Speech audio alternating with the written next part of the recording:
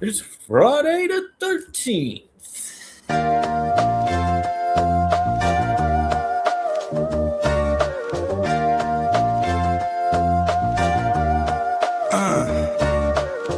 Rock a drum to the beat like a metronome. Bogart, Scott Free, call me Metatron. Suckers, I'm stepping on from here to Lebanon. We ballin'. All my fallen angels got weapons drawn. Right-handed God, cut from the pedigree. Let it off, put that on the mob, we gon' let it ring. Heavyweight, smoking hella gas, watch me levitate. Always late, time don't exist in the astral plane. Clock's grill, never make a mountain out of molehill. God's will, mobsters, eat lobster and oxtail. Big dope, mean we keep supreme clientele. Shine like Orion belt, iron behind the belt. By the power of God, I swing the beast by his tail. Come hella high water, I pray I won't fail. In my own category, all by myself. As I'm gon' kill them all, only time will tell. Smurfs get murked, pop you like a perk. I'm popping in the east, they heard that Poppy got the work. I'm big dog status, who you tryin' fuck with? Barking up the wrong tree, I'll put you pups on the pub list. We gon' show up and show out. Showstoppers, we gon' shoot it up at the showdown. Showing no emotion, got the show on the road. Never sold my soul just to rock a sold out show. You know how the saying go, the show must go on. Showboating, when it's showtime, I'ma show off. That's for sure, I'm a shogun. Guess I go to show, I ain't even got to show y'all. Said what I said, follow my speech pattern. Hella chips, hella rings, like I'm trying to be Saturn. Blue chipper draped in red, but only the green matters. Shoot the shepherd in the head, watch all of you sheep scatter. Metatron's cube, bet on the truth. Stomping out the devil's roof, looking out for the gumshoe. Hella kicks like kung fu, stacking what we up to. Franklin's we gon' thumb through. I know what time it is. I know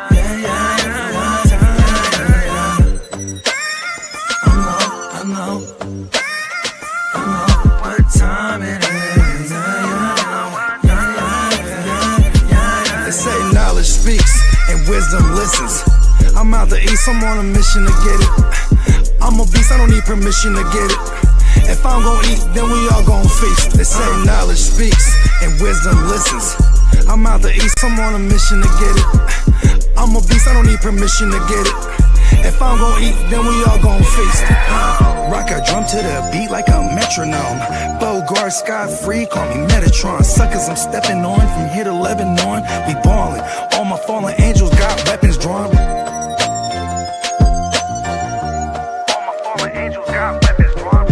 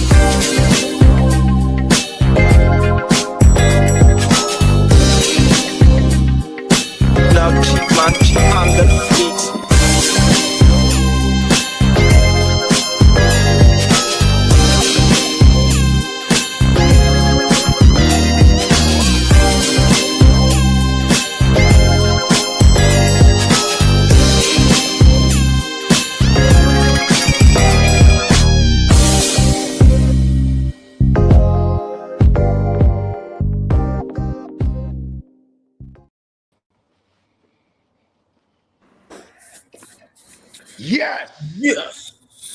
Happy Friday, everybody. Friday the 13th. Wait. Yeah, it is. Right? It is. It's our second Friday this Deja vu, what? show. It is the second Month in a row. Crazy. I guess that makes right? sense. Look at that. With There's only 28 months. Oh, sorry, What 28 is wrong days with in you, the month. calendar? Hey, if there's 28 days in the month, that means that the 7-day weeks were able to continue on to the next one. So yeah, I guess that does make sense. Somehow we were Yeah. gonna get another Friday the 13th. Well, you definitely have tuned in to a second Friday the 13th edition of the Wake Your Game Up. Yeah, just first of all, I want to start off the show shouting out all my good brothers, man, that reached out and make sure I was in the right state of mind. You know what I mean? I just had a near and dear brother of mine, one of my cousins, but he's more like my big brother. He raised me. He just passed away super young. You know, he's only about 7 years older than me. You know what I mean? Rest in peace to my cousin June Bug. You know what I'm saying? And shout out to all my brothers, man, that reached out. It really means a lot to me. You know what I mean? I fucking love y'all. You know what I mean? Sure. Yeah. Life is cruel. Let me say happy anniversary to Catherine. Happy 13th. Oh, you and Catherine's anniversary? Yeah, 13 nice. years today. That is so awesome because to go from something somber to something joyful. Yeah, 13 years today. Yeah, look at that 13th on the 13th. Yep. See, look at that. I made a phone call. My dad was born on Friday the 13th, so it's always been a good day for myself as well. I'm not afraid of the number 13. In fact, 13 is just a number. I got 13 jerseys. There's old jerseys of mine with a lot of them have 13 on them. In some cultures, they say the number 4 is bad luck, and then you go to China, Asian culture, they say number 4 is good luck. You know what I mean? So there's different conflicting shit. I mean, listen, man, I think there's even a phobia. There's even a phobia of numbers. Period. That's all it is. Motherfuckers be scared of numbers. Period. Like, hey, look, when I was a kid, I would pondering enormous amount, vast numbers used to give me anxiety. So I'd be trying to sleep. I'm talking about 7, 8 years old. I'd be trying to sleep, right, at night. And I'm like, how many pennies would a million pennies be? You know what I mean? And could you fit 1 million pennies in my room? What about 10 million? And then I would just be mind boggled. You know what I mean? I would literally, there'd be some nights I'm waking up my mom, I'm not thinking about all the numbers again. And she's go to sleep. You know what I mean? You're lying there, man. It used to keep me up at night, numbers, bro. And look at that. I grew up to do numbers. Yo, what up, Chase? What up, Chase? Got Albert.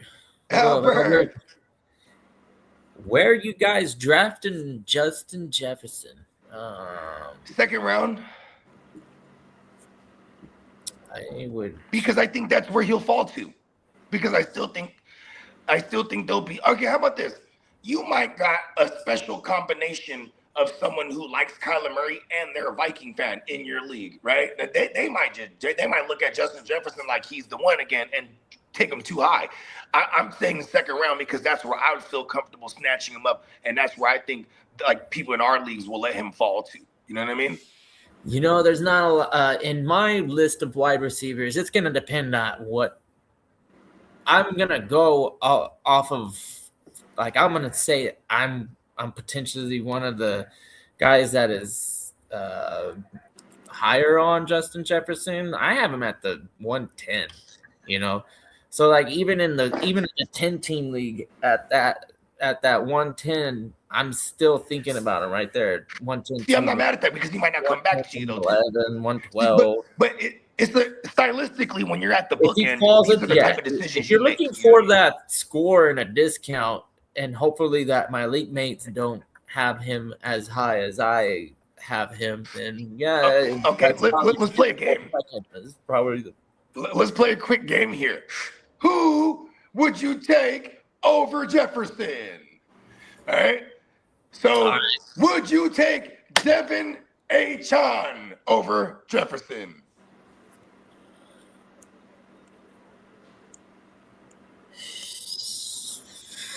No. Would you take Jonathan Taylor over Justin Jefferson? This is redraft talk, right? No. Okay. Would you take? Okay, obviously, not. We're taking Bijan and Gibbs and JSN and I'm still gonna put Chase, The Puka. two running backs, and then everybody that basically CD Lamb. Would you take CD over Jefferson? Yes. Me too. That's You know the what's two kind of are crazy, actually bro? right there on my list, and then I think I got him. I think think I got him at that 12. You know that 112 2-1 area. Yeah, I think he's like what? Probably my wide receiver 6. So I do have. Would you take McBride over him in a tight end league, even if it's a regular tight end scoring, no tight end premium, but it has a tight end spot? McBride is just everybody gets equal scoring. Probably.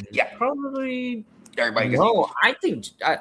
I think Justin Jefferson is in for so many targets. I think eventually we're gonna. If we look at Justin Jefferson's numbers last year, look at his numbers with Carson Wentz. Game, so I still think he's gonna get that like a potential 180. Where CD Lamb doesn't have that anymore because of George Pickens, and then who's the other receiver that you could think of that could get 180? I mean, there's Olave. There's Olave who kind of crept up in there, right? Like, yeah. Who else? You got to start to respect the chug. Are we taking Nabbers over Jefferson? No, I think I'm on Jefferson. No, I take Jefferson over Nabbers. Yeah, I'm going Justin Jefferson before Nabbers. I mean, the injury has a lot to do with it, and I don't like Matt Nagy being the offensive coordinator there. I mean, he's been around some pedigree, so maybe that, I'm looking at Matt Nagy's history of like his number one receiving options are like Bow Wow guys, you know what I mean? Which is cool, but I need motherfuckers that's getting 14. Look at this. You look at Justin Jefferson's numbers with Carson Wentz. If you prorate his numbers with Carson Wentz, he would have paced for 1,600 yards. So it's not like Justin Jefferson all of a sudden went bad. It's just because when it was JJ, it was terrible for him. Like, so Kyler Murray, he's just an upgrade just based on, even though I don't like I actually have really fond memories of laughing and having, and because laughter is the best medicine at the expense of how bad Kyler Murray is with you, kidda. So it's like, these are kind of the things that I think of. I'm like, okay, we got little ass Mighty Mouse throwing the ball. But if Mighty Mouse has a favorite target and its translation is to like the approaching McBride, because what did he had the most targets for a tight end? I don't think it was because of positional strength. It was just the best player on the team, so he's throwing it to whoever's the best. And Justin Jefferson is unquestioned the unquestioned number one over there. So I think Kyler Murray does have a phenomenal arm. He could throw on every level of the field, so we don't have to worry about that. But like, he's definitely got to move around to do so. He's not looking to take off too often anymore. I'm pretty sure he's going to be behind the best line he's ever on paper. This is the best line he's ever had to protect. He might have a decent season, but I don't want to say anything about Kyler Murray positive. I went against my personal opinion. It's always been pretty consistent. Listen, I lost all respect for Kyler Murray when I beat him in Call of Duty. I was fantasy, real life. You're supposed to be him. Never had him. Never was him for me anyway. So I went against my own rule, and I learned the hard way with Kyler. He burnt me a few times. The 2020 season was the last straw for me. All right, Bogey, you're on the clock.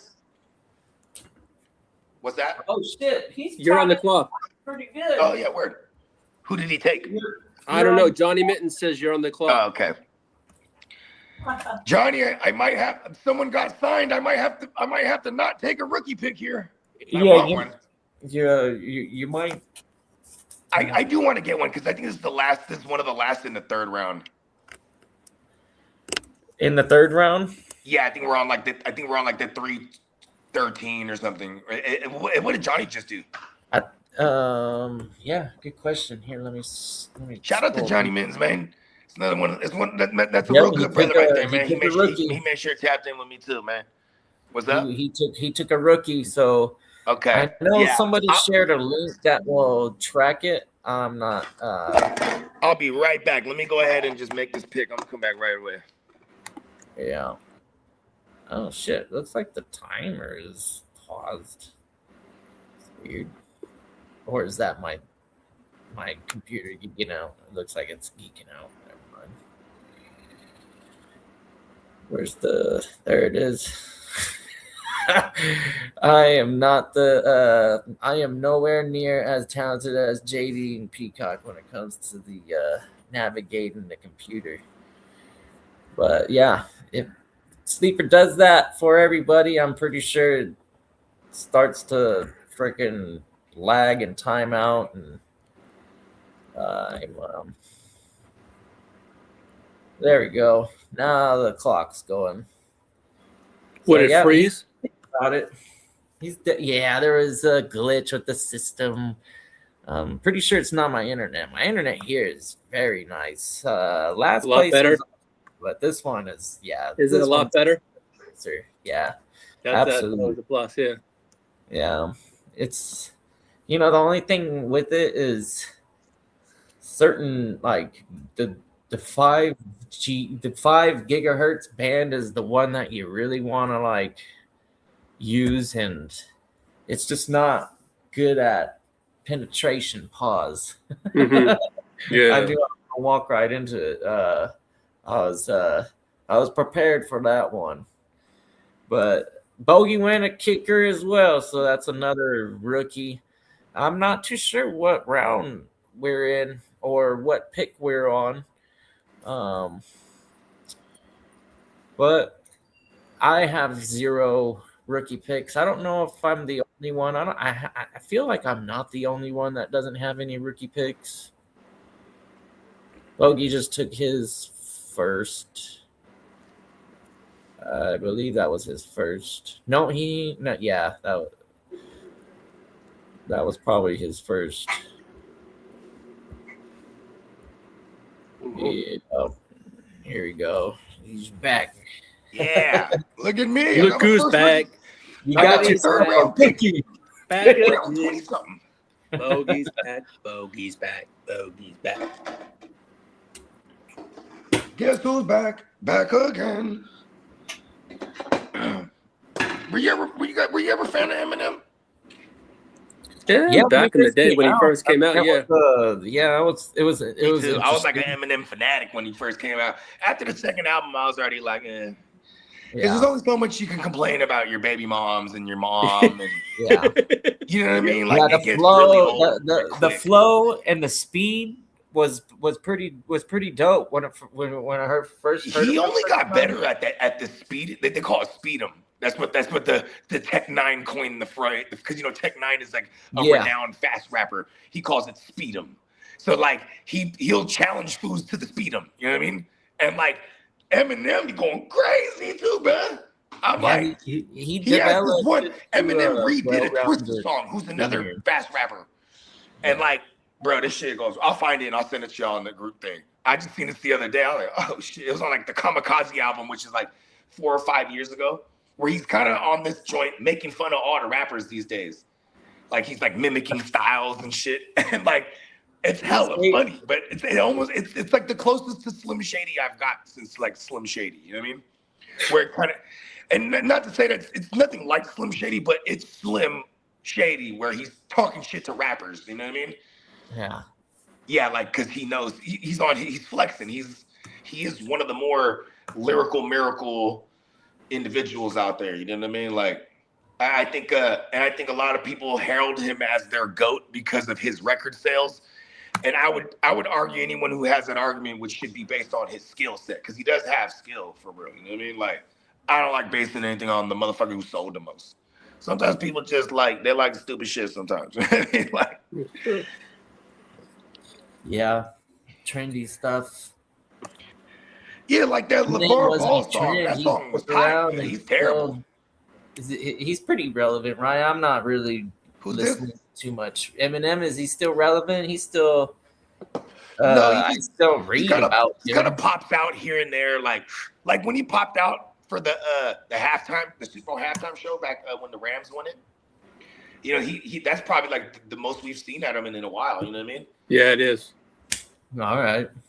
He actually just came out with a documentary series, right? Look at this. It's called Stan, right? And or the real Stan or something like that. But anyways, it's a documentary on Eminem's life, but it's from the perspective of there's like 3 or 4 hardcore Stans that actually exist, and these guys are the ones like in the documentary. And there's this one dude, right? He's the most hardcore Stan. He leads a pack of Stans, right? He leads a pack of Stans out in Pakistan. See, that sounds like some Eminem shit right there. Anyways, he has a pack of Stans, and like they would just wait outside of Eminem's like gates on his compound. You know what I mean? And then like one day, Eminem, this is in a documentary, Eminem, he's just pulling out of the driveway. You know, he's in the back seat, probably fucking something fancy. And then he says, "Man, hold on, stop." He tells the driver, "Stop." He rolls down the window. "Hey, come here." He's like, fuck, this guy's fucking the best Stan. You know what I mean? He just tracks him down, knows where he lives. And totally respectful too, just really weird. But he calls him over to the window. They all start to walk. And then the main Stan, he turns at the other guy and says, "You stay back, this is my chance. This is my moment." And then Eminem's like, whoa. Like, you know what I mean? Like, there's some hardcore motherfuckers that love this fool. Can you imagine? Women too. Like, it wasn't just weirdly men Stans. They were like women. Like, when I discovered Eminem's music, it changed my life. And it was like, whoa. What up, King D? She was probably the girl he gave mushrooms to in that song. Oh, we got shout out the chat. We got King D. What up, got kid? Pat Signal. Shit. Oh. Hopefully, does that maybe he's in a Lee, do me a favor. You got another device next to you? Or actually, no, don't worry about it, Lee. Hey, anybody in the chat, let us know if there's connection or if it's coming through choppy for y'all too. I mean, we got to do a better job at getting to the chat. That was sent over 13 minutes ago, so yeah, it's all good. King D, hopefully it's a little bit better now. I don't know if it was on. I'm checking it out right now on my iPad.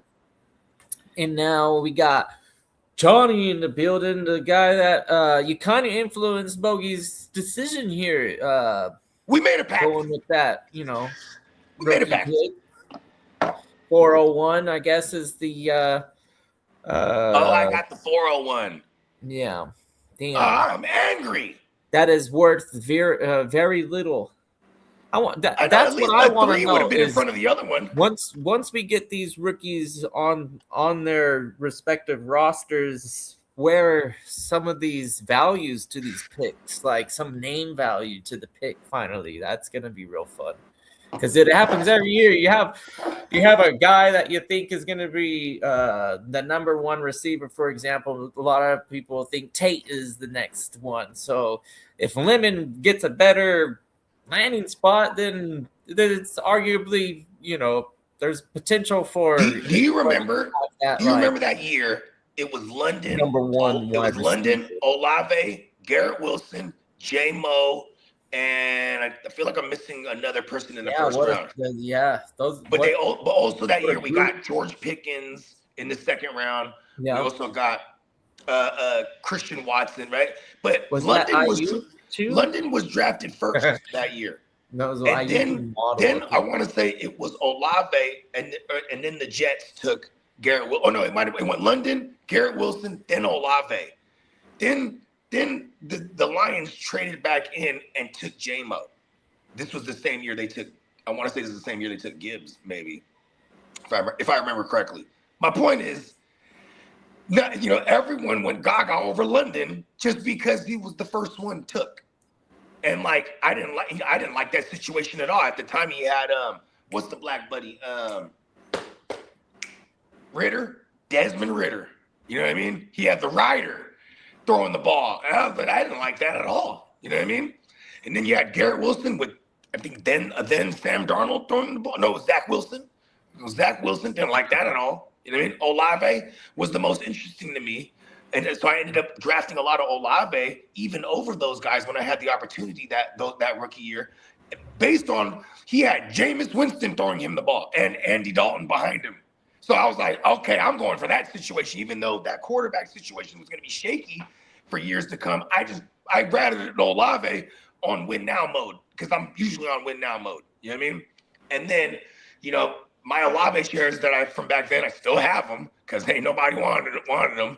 And now now he's worth something. I don't want to move him. And like London, I traded for him a lot of places last year and drafted him everywhere in Dynasty because I liked it when I seen finally after a couple of years. Now I can't sell him. Nobody wants him. You know what I mean?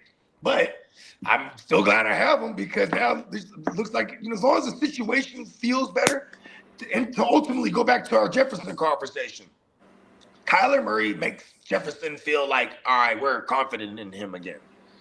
You know what I mean? I don't think we felt the same if it was Carson Wentz or J.J. McCarthy, obviously. We would have loved it if it was Kirk Cousins just because we've seen it before. You know what I mean?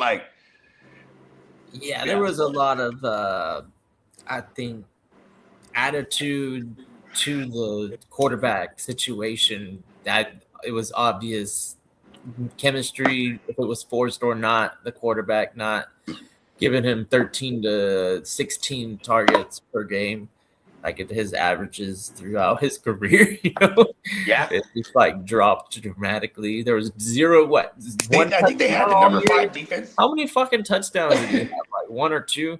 That's why I'm so high on this season. I want to say he had none last year. I know, right? Have none? 0 was it 1? I don't know. I think he had none. Terrible, bro. You could only get somebody better. Look this up. that is going to be historically his worst season. Watch. How do you feel about players playing with their grills on? My personal opinion is that they're being unsafe. And then you take the wrong hit, you lose all your teeth because that shit just fuck your whole teeth up.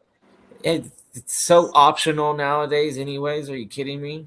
Most of the time, mouth guard, period. I don't even see it on a lot of these. You know what people should do? They should ice out their mouth guard, like the outside of it. I mean, they just fucking have it as an option now. They focus in on all the illegal contact, but the other issue, and you can hit right up under the chin. Fuck your whole shit up. You can definitely bite your tongue or do something that can Back in the days when I used to rock grills and we used to get in wild bar fights, your tongue really you always have to remember to take your grill out. Pretty bloody. You don't take your grill out, someone just punch you right in the mouth. Spit your grill and your teeth out. That's all bad. Yeah, but you got the face mask, so that's true. But I'm just saying, say somebody gets them with their shoulder pad right up under your, right here on your chin. You know what I mean? Biting your lip and your tongue would be and then maybe hitting your teeth together, that would fucking hurt. But most of the time, when you're wearing a grill, it's essentially you're gonna brace for impact fairly well. It's the ones that on offense, anyways. Those are the ones that are kind of like when you're jumping up in the air and. Oh, yeah. Getting a 50-50 ball, getting caught in the air. Yeah. I don't know. Maybe those were the... Stuff, Lee, you ready? Yeah, I'm always ready. No, you didn't sound like it, huh? Hold on, I'm always there he is. Let's shout out the chat before we start getting going. Let's shout the chat. We got Brandon in the building. Murray is Kyler Murray is a fucking bum, man. Hey, it's hard to disagree with that. That should be the headline in Minnesota. If I was the sports writer in Minnesota, I'd be pissed. I mean, man, he brought this bum over here trying to make everybody get excited over the absolute worst quarterback in the fucking league, just kind of overrated because he was drafted in the majors too, and he signed a dumb contract that was offered to him. It wasn't even was there a competitive market for Kyler Murray? Did he ever get to an open market for him? Was there I mean, Kyler Murray is good when he's engaged and preparing. Says PB and J. What's up, PB and Waivers? What up, PB and Dub? You know, and I can't argue with that neither. Because look at what he said when he's engaged. Like when you're locked in, but I think he does have that in him. But I don't think he liked where he was in Arizona for a long time. You know what I mean? Like that whole situation. I don't see a lot of talent. I just don't. I've seen some big games out of Kyler. Yeah. You know what I mean? He's had, and all those big seasons ended up a lot of them ended up in season-ending injuries. Where then stupid Bogard was like, he was pacing for 60 total tugs. You know what I mean? And then Kyler Murray go back max to the well yards and he dies last again. year, 220. The Brisket with the same roster had 452 in 14 games. 14 games, too. Well, you know, they're just comparing the best games of their of the respective season. Yeah. So, yeah, Brissett definitely was playing lights out for him. You know, there was nobody on earth thinking that Brissett was gonna be that great for fantasy. Volume is key. You know, you look at it, go look at his pass attempts. You know, we're talking like 37, 47, 57, you know, 45. You know, fucking having 49. Like he was season from Michael Wilson. First, it went with the running game going to shambles because that's historically just a running team. They're gonna run the ball all the time. So when Connor and then Benson and they have to fucking juggle the three terrible running backs they have after those two, there's not a lot of promise. So they have to figure it out through the air. And I'm glad Michael Wilson had that breakout. I was you've been a Michael Wilson supporter for a long time. I have him in a few dynasty formats, and it was just because of his class and the he was good out of Stanford. Yeah, not the best. Know, before Marvin Harrison, they had aspirations of it being Michael Wilson and McBride as the focal point, and then but Kyler sucked again, gets them up there in the draft. To get Marvin Harrison the next year. You know what I mean? Yeah. And I think they had a game plan set because they had so much promise in Marvin Harrison, and they were, like, you know what, instead of just like focusing in on trying to improve this guy, let's just switch the numbers on the drawing board. And when you look at it, Michael Wilson in the X and have him running in motion, and then have him as the focal point. I feel like that was Brissett too. When he came in there, he was like, "Yo, we got this kid right here, bro." Like, you know what I mean? And then Brissett, like a savvy veteran, started using Marv as the decoy. Like, all right, you go out there and just take all of the distraction away as much as possible because you suck. That's what he told him. Oh man, that's another name in on that team that I just can't ever really get behind is Marvin Harrison. I'm Trey McBride fan for sure. That guy is awesome for fantasy. Bogey's got a decent team. Nice, I like it. Bogey's team. Yeah, don't worry about me. It's all right. Yeah. What up, Bogey? You always say that you have a decent. It's all right. I got Sam Darnold. What up, Derek? So I got Sam Darnold. I got really fucking angry when someone took Milroe. Shout out to Flex. Oh yeah, Milroe. I was hot about that. Like, why are you taking Milroe right there? I'm supposed to take Milroe in like round 30 for me. I took Milton or right the Cowboys back up. Why not? Yeah, Dak's like a checkerboard kind of injured year, not injured year, injured year. You never know. With the free agent quarterback market, man, you never know what could happen. I mean, all he has to do is play like 5 games, right? An IR stint. I'm not rooting for that, but that's all it might take is okay. You want to hear something crazy? 5 weeks and showing out, and then all of a sudden his fucking value is high in free agency. All right, look at this. Look at this. Who was the coach before Shoddy for the Cowboys? Before Shoddy, was it before they elevated? Oh, Shoddy. That was the it was McCarthy. Wasn't it? It was Mike McCarthy. Where's Mike McCarthy now? It wasn't the other guy. It was Mike McCarthy, and then then when they fired Mike McCarthy, they elevated Ryan Schottenheimer from the OC to the head coach, and then that was last year. So he had his first year as a head coach last year. Now Mike McCarthy's with the Steelers.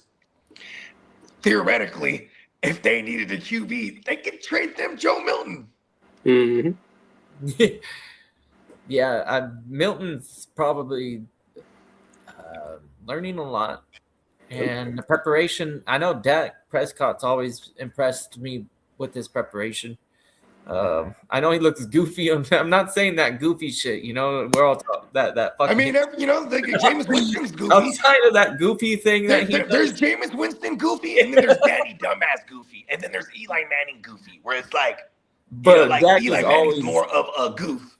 Yeah, Was Danny Dumbass, and then ever since Jameis Winston's just misunderstood. Remember his preseason, his rookie preseason games? Who? Jameis Winston? No, Dax. Oh, Dak, yeah, very poised. He didn't look like a rook.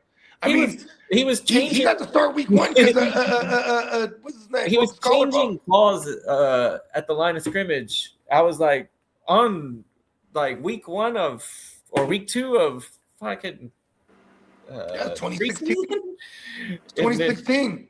Yeah, it was. I remember this. Pretty fun. I was like, this is pretty nice. I was like, for a rookie, I'm not afraid to take him. And then Tony Romo broke his shit.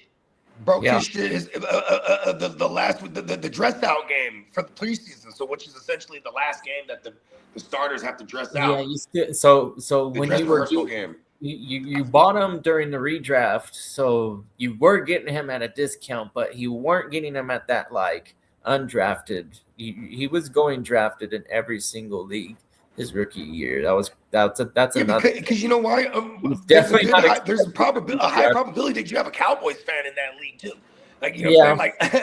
Because I distinctly remember my boy Nancy taking Dak everywhere that year. He had all the Cowboys. The Cowboys had that incredible offensive line and.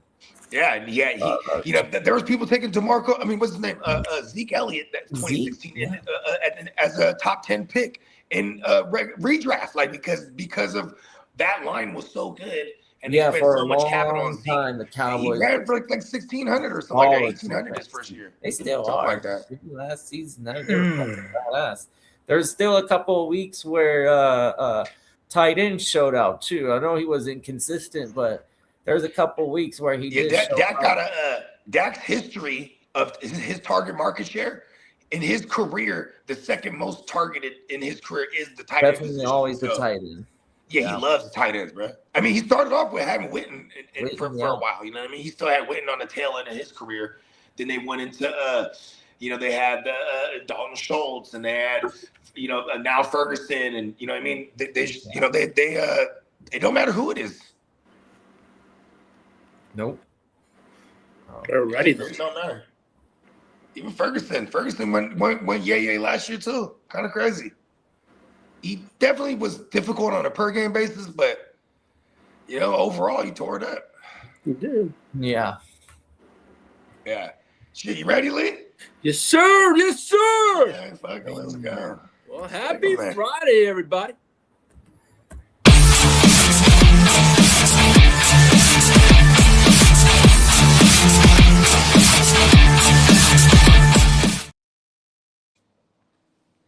Let's go.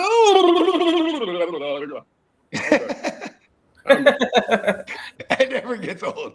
Are we hitting them with the free agencies? No, I hit this drop just like league news, like league business.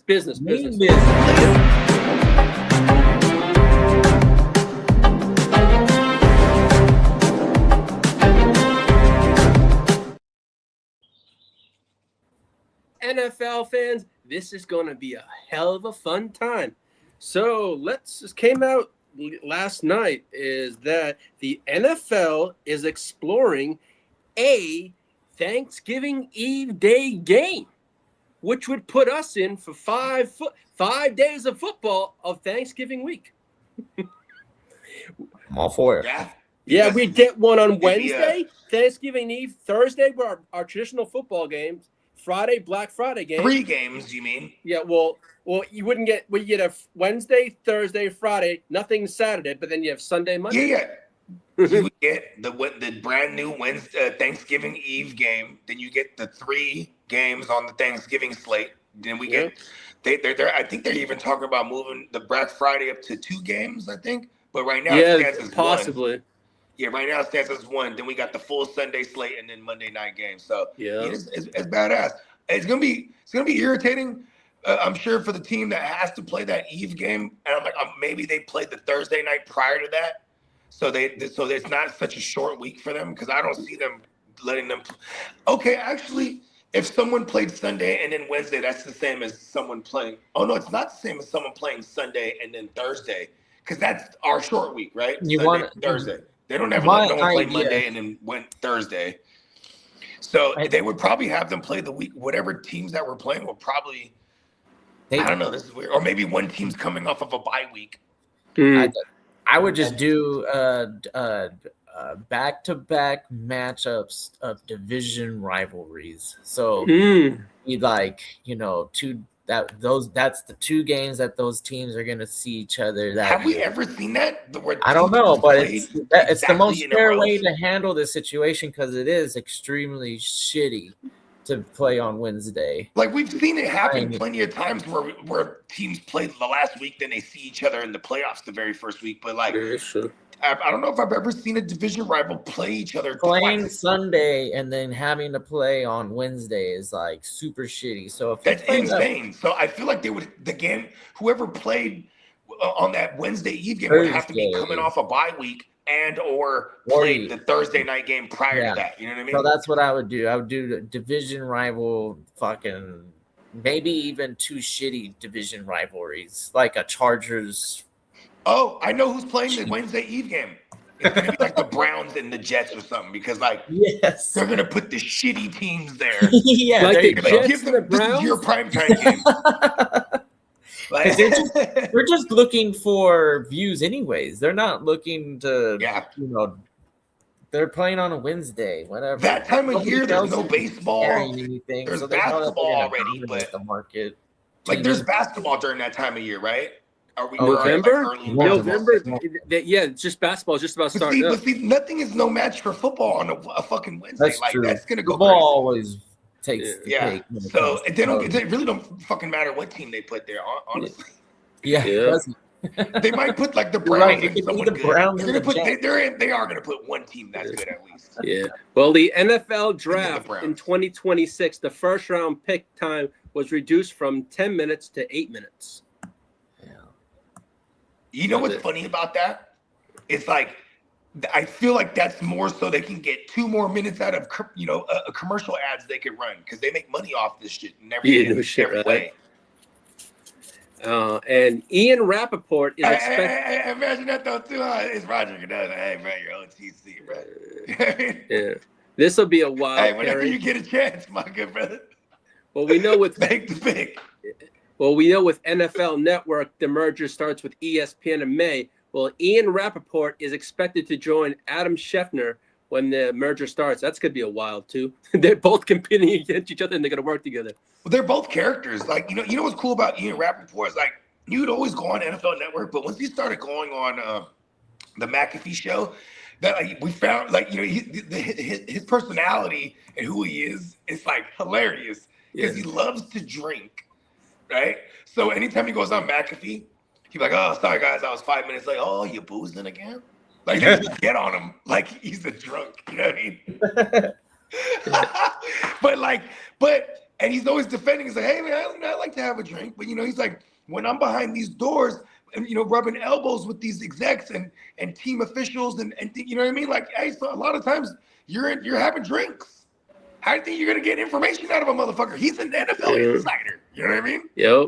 Well, Tony Dungy will not return from Sunday Night Football. You know what? 17 Shout out years. to Tony Dungy, bro. Yeah. Good for him. Because he needs to retire because he already looks like a corpse mode right now, bro. Like, shout out to him. He looks sickly. Mr. Burns. Bro, yeah, I know, right? Like, he is so awesome. I'm not going to downplay what he's done as a player, as a coach, as an analyst, whatever you want to. But what he's done for, he's the first black head coach to ever win a Super Bowl. Yeah. Like, he's in the books. Yeah. And, like, I think he just can't get away from the game. He's retired now. You know what I mean? Good for him.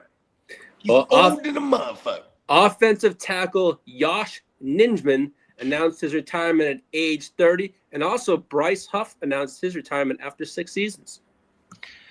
Yeah, I mean, that substation, he was like, it did it to me. Bryce Huff was like, listen, you know what? I'm surprised Bryce Huff didn't just go and be rotational in Tennessee. Like, Saleh would just bring him around. You know what I mean? Yeah. But it's crazy. I've seen it happen even for some other Niners. I think his name was Bruce. What was his name, bro? He was a linebacker, a white boy. He hit hard too, and like his first year, he killed it at like triple-digit tackles, some shit like crazy. Yeah. Second year, going into the year, he just up and retired because the doctor said, he had one too many concussions that he might need to really consider this, and he didn't play with his life. Mm. Well, the Broncos are the only team in the NFL yet to sign an external free agent. They got a good ass team. Yeah, they got that. Well, as for hey, kiddo, you want to hit that? He thought it was. Hey, it don't matter if it's good or bad or whatever. You try to downplay any of your division rivals. I love your consistency. Yup. I thought Chase was in the building. So stupid. Look at him even sign anyone. Stupid Broncos. Donkeys, they got a good ass team. They're donkeys. They actually have the number 1 seeded team. It happened. Yeah. Well, as kid is there, can you hit that trade rumor? Actually, rumor drop. Rumor.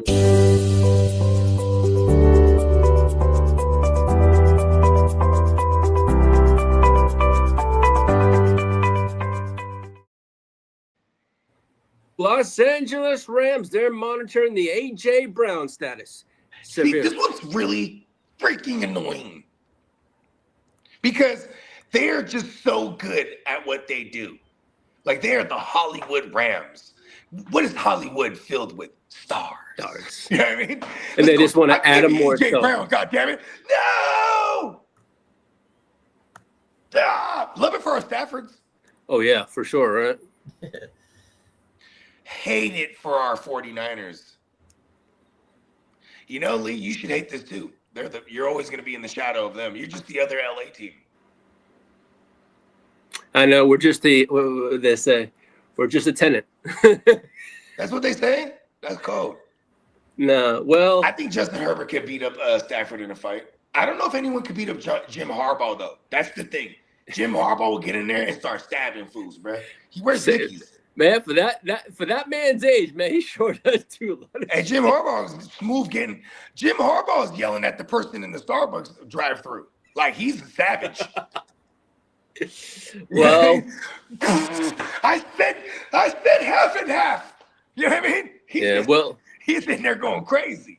With all the drama going on with Mad Max Crosby, Mad Max put a thing on social media and says, "I'm a Raider." He ain't going anywhere. They're not trading him. Clip it. Clip Lee yelling, "He's a Raider." Hey,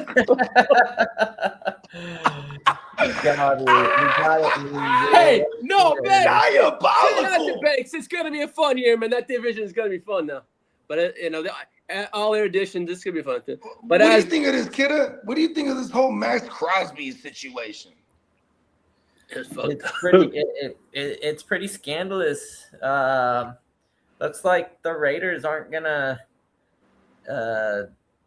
lose out on a lot. I guess they're gonna retain Max Crosby, and then they were able to afford all the players that they signed. It's the Ravens that really fucked up. That's the Ravens. The Ravens are kind of diabolical here, huh? They just gave the Raiders like all sorts of ammunition to do all their trades, and and then they took it away And in get one them fell done, swoop. and it's just like, what the fuck? for the And AFC then they West, went and got man, Trey it's Hendrickson for starting dummy real ass quick. Yeah, cheap. and you know Huh. Trey Hendrickson was in the building when Max Crosby was there Oh wow, what a coincidence! because they wanted you to know pair what? Max Crosby with Trey Hendrickson. And you know what? Max Crosby, this is how they knew there was something wrong with Max Crosby, because normally Max Crosby would have just fought. He would have just fought him right there. You know, Max Crosby trains MMA with a bunch of them UFC fighters out there in Vegas and shit. Right? He got some moves, but then the Ravens were like, he didn't attack him. Yes, sir. He's hurt. The Kansas And the City Ravens, they royally screwed that up for the Raiders moving forward. Like they just ruined their big trade piece as far as value goes. Like now everyone's like, look, I'll take Max for one first. You know what I mean? But also coming out, there's a lot of GMs now that are shying away from that want to deal with the Ravens because of this. That's what I just said. Mhm. And look at that's crooked for the Ravens. See, that's what happens when you have. First of all, you know who started the GM, who was the first GM for the longtime GM for that organization was Ozzie Newsome. Yeah. He basically stole that whole fucking draft board and he took all the staff, but Saban and Bill Belichick. He took all that and went to the Ravens when they canned the Browns initially. Y'all remember that? Yeah. Right? So then here goes, and look at, so this is an organization kind of built on the shady shit, you know what I mean? Yeah. Quote the Raven, nevermore. Well, as for Tyreek Hill, the Chiefs, Chargers, and the Patriots are the teams that are interested, along with the Commanders. For who's this? For Tyreek Hill. Yeah. And I have you guys as the landing spot eventually, because it's going to be like I feel like this is going to be like an October signing. Yeah. Now, Because here's the thing. This is what hurts Tyreek Hill. All those teams on that list, like the Chiefs probably going to draft somebody. Yeah. Right? They're not fucking around anymore. It's reset time. They're smart over there. You know what I mean? Like and they paid a running back. So they're like, all right, you know what I mean? Like, look at what they've been doing with running backs before that. They're getting all these late round guys, undrafted free agents, because they learned they got bit in the ass with the Clyde Edwards-Helaire thing, taking him in the first round. You know what I mean? After that, they had success with Damian Williams. They had success with fucking Trent McDuffie. Whoever the fuck it was. Yeah. Isaiah Pacheco. Exactly. You know what I mean? 7th round guy. It did not fucking matter. Who did they brought in the guy for the night? Jarek McKinnon. Yeah. It didn't fucking matter. So now them getting Ken Walker, I feel like I don't think they're satisfied with just Rice. They didn't bring. I mean, I think they're retaining Thornton. I think. Not even sure about that. Yeah, they so did. Really don't have nobody. They did. They did. Okay. See, wow, bravo. So that actually hurts Tyreek Hill. They got a youngster with actual speed who's probably as fast as Tyreek Hill in this stage of Tyreek's life. You know what I mean? Yeah. Now, as for the Raiders, they're expected to show interest in Kirk Cousins. Hey, who the fuck was I talking to yesterday? Oh, I was talking to my Cuzzo. You know, being Nose, the one. He's the Raider fan. He was in the 32 with us. Anyways, Mendoza, I was telling him I could totally, because look at this. Look at this. Kubiak, his system is like a mirror system of the Shanahan lineage, you know, because like Kyle, you know what I mean? He learned from Gary Kubiak and Mike Shanahan, you know what I'm saying? Because obviously Clint Kubiak is Gary Kubiak's son, you know what I mean? Mm-hmm. So like, and you know who played with Stefanski for hella long? Who's the Gary Kubiak disciple? Kirk Cousins. You know what I mean? So like that makes total sense. Yeah. Because you do got a rookie, and now with Max Crosby staying there, you have to go for it now. Shout out to Derek and PB and J. What up, fellas? But see, you did what I'm saying? Yeah. What up, PB and J? Shout out to my man Derek too. But you see, this is what I'm saying though. Like with the Max Crosby thing, if you got him there, and now no one will trade for him. You bringing in Kirk Cousins is a nice preemptive move to be like, okay, let's try to hit the ground running, because we're already going to draft our QB for the future, and like, you know what? If it ain't working out, or if and when they're like 1-5 or something, they'll just be like, you know what, Cousins, you know, we're just going to see what we got with the kid already. You know what I mean? Mm-hmm. Yeah. Well, Marquise Brown wants a reunion with Lamar Jackson in Baltimore. That'd be a great spot. because I'm not a Zay Flowers guy. Yeah. And like Hollywood Brown, though, he is getting there up in age where, and that's another guy too. When he was in his prime, or well, not in his prime, but when he was like relevant, Kyler Murray was the one throwing him the ball. He only had really one good year with Lamar Jackson. That was and that was his rookie year. That was the 2019 year where in Hollywood, that was his best year to me. That he was connected to the MVP that year. You know what I mean? It's true. Now, Romeo Doubs is expected to take the place of the Romeo Diggs role of Stephon Diggs role in New England. But New England also hasn't ruled out Stephon Diggs returning, possibly. Yeah, but here's the thing though. Look at what Romeo got paid. That's their guy. If they bring in Diggs, it's on a 1 year, like, give a fuck about you deal. Yeah, a veteran mint. Yeah. This is a fact. And Diggs could be a guy who doesn't sign anywhere until like literally like after training camp or some shit like that. Because hoping someone gets hurt or something like that. Yeah. No, that's not that. Veteran. This is why Aaron Rodgers hasn't said anything yet either. Bro, they don't want to go to no fucking training camp, mini camps, and OTAs. They don't want to do none of that shit. There. They're OGs, bro. Yeah. You know what I mean? Now, and like, if they don't show up, it looks bad as an OG for the youngsters. So they just wait till after that shit. Then they show up. Yeah. You know what I mean? Now, as for the Cardinals' edge, Josh Sweat, he requested a trade. The teams interested are the Packers and the Eagles. If he goes to the Packers, that's nasty. Because Jonathan Gannon's there now. Ooh, that's right. Yeah. Jonathan Gannon had him balling in the Eagles. Then he traded for him from the Eagles to bring him over to the Cardinals when he was the head coach. That was last year's acquisition. He killed it over there last year again. And now he's like, yo, trade me back to Gannon. I fuck with that, actually. Well, I know we talked about it last week, but BTJR is still in the news, and he's available for a second-round pick.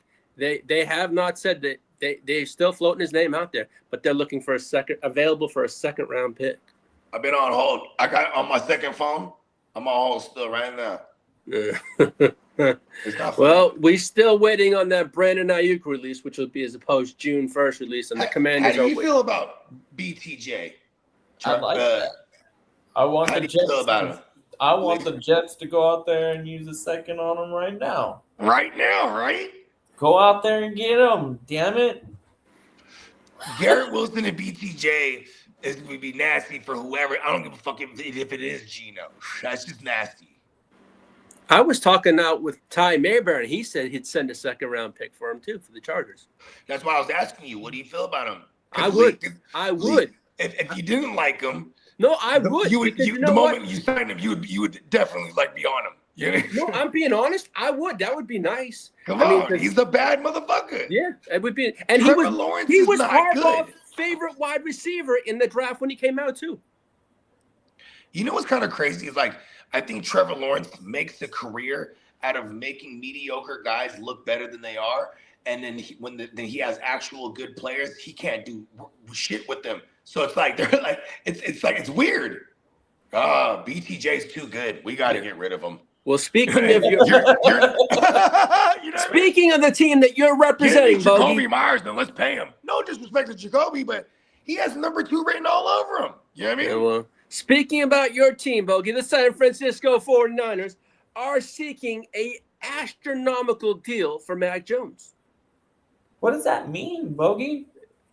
I don't know. I mean, actually, you want to know? I think I do know what it means because. And I'm gonna speak from. It's a high price. Hold on. Let me get astrological real quick. I am a Sagittarius. So is Shanahan.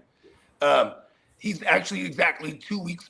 He's December 13th, if I remember correctly. So he's exactly 13 days after me, right?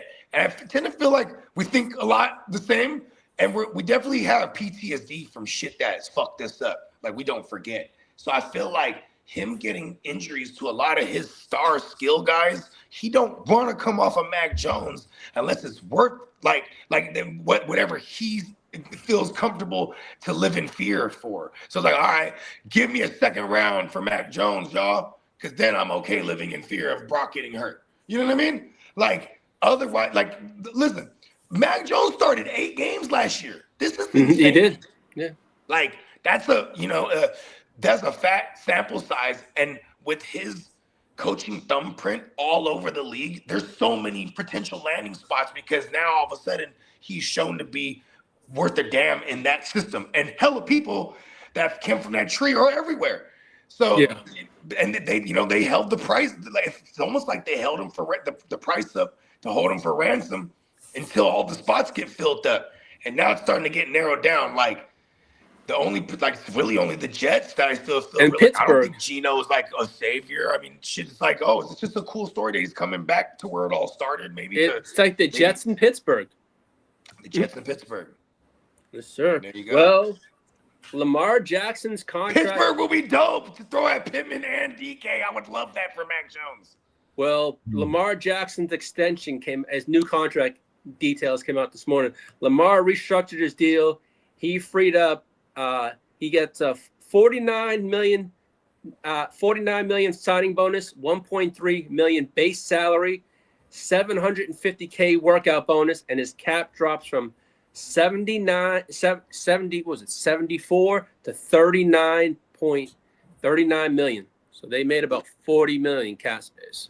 So can you explain all that to me? I am stupid.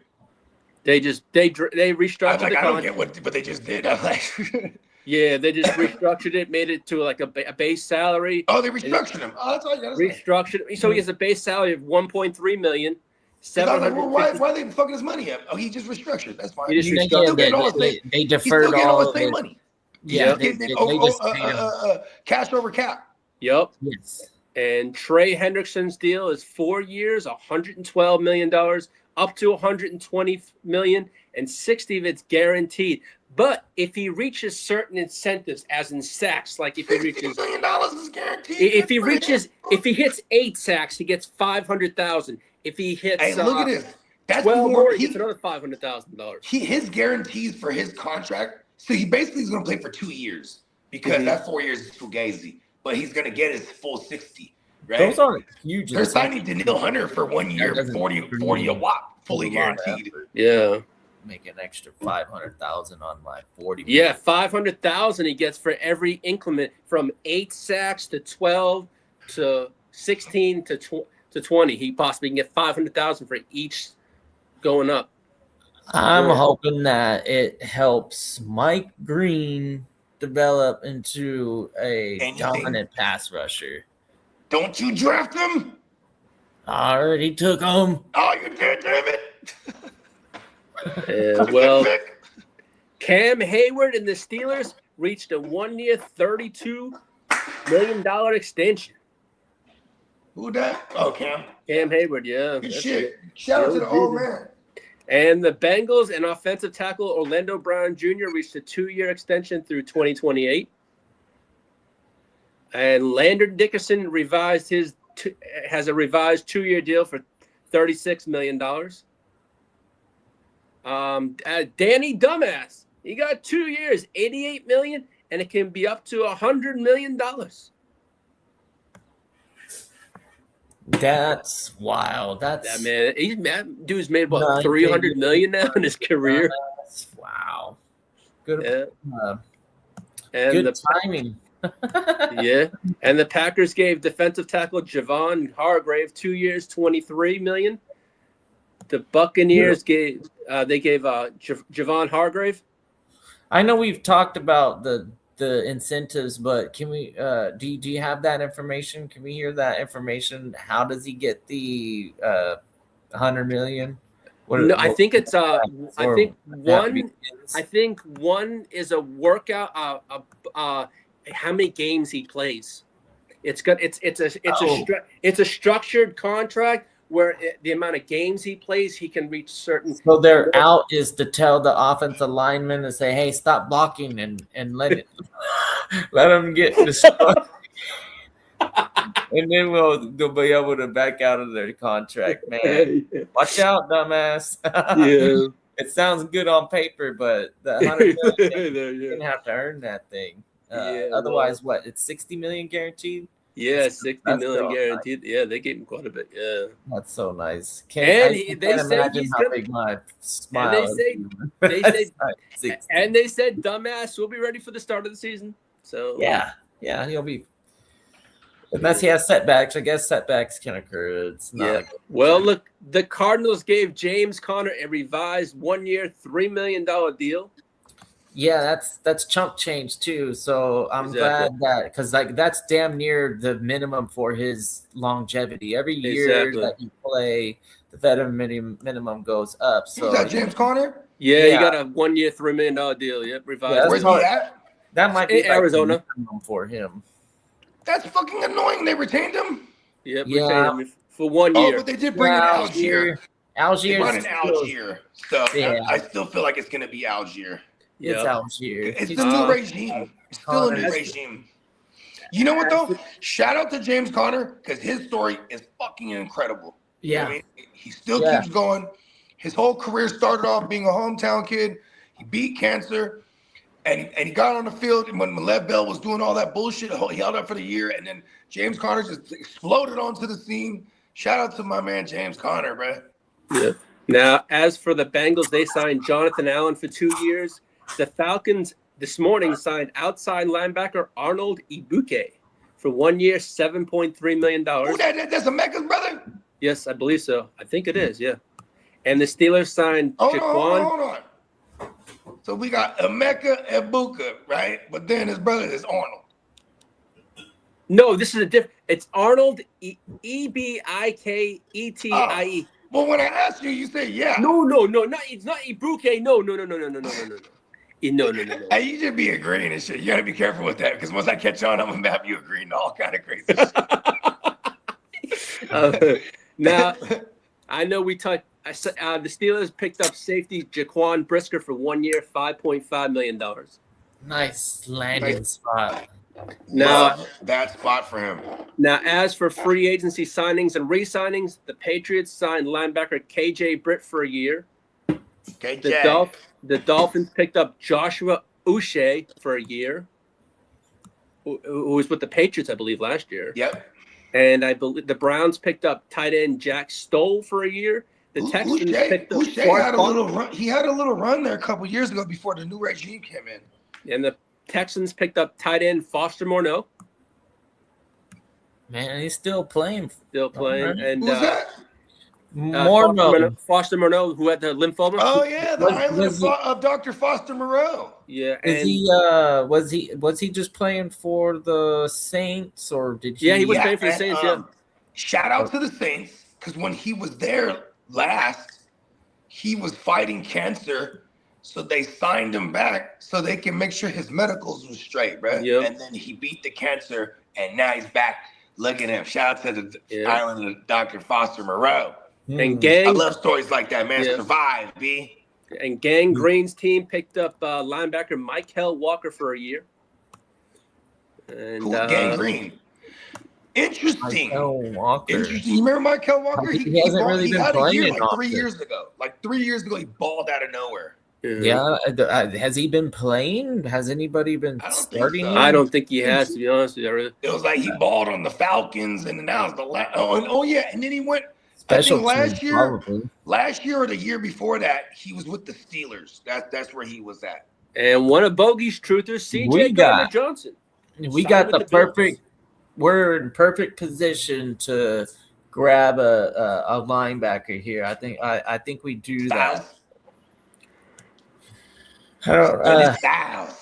Now, speaking of your team, Gang Green, there's a couple. Your team, the Jets and the Cardinals, are the teams that are rumored to tank for Arch Manning. Yeah, 100%. I'm just not sold on Arch Manning being even all the hype yet. I got to see more.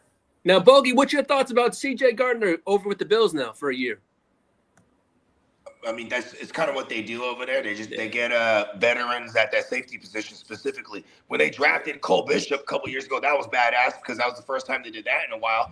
Because they always would do like the Micah fucking, what was his name? A Poyer. What was his Oh name? yeah, and then they had who was it? Then they did have the youngster that had the heart thing. What was it, Damar Hamlin? But yeah, they usually bring in veterans there, so this is just kind of par for the course. I mean, last year, who was the veteran they brought in? Yeah. The buddy from the Rams. 2 years ago, they brought him in. Somebody help me out here. What's his name? Oh, God. He was good too. Trap? No.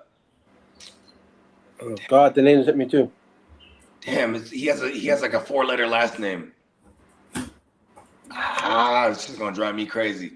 It was what was his name? I had him on like every begin week. with a T? Yeah, it's something with a T. Was it not tap? Not tap. It'll come to me. Well, Derek's Cowboys signed Kobe Durant for a year this morning. Durant. Kobe Durant, yeah. Now the Seahawks signed Josh Jones for a year and Emmanuel Wilson for 1 year, $2.1 million. You know what that tells me?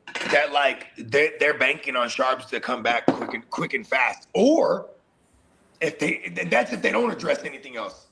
Or they draft someone. I'm trying to think. Didn't Seattle have a player last year that was like a third stringer? I forget his name. Haloni.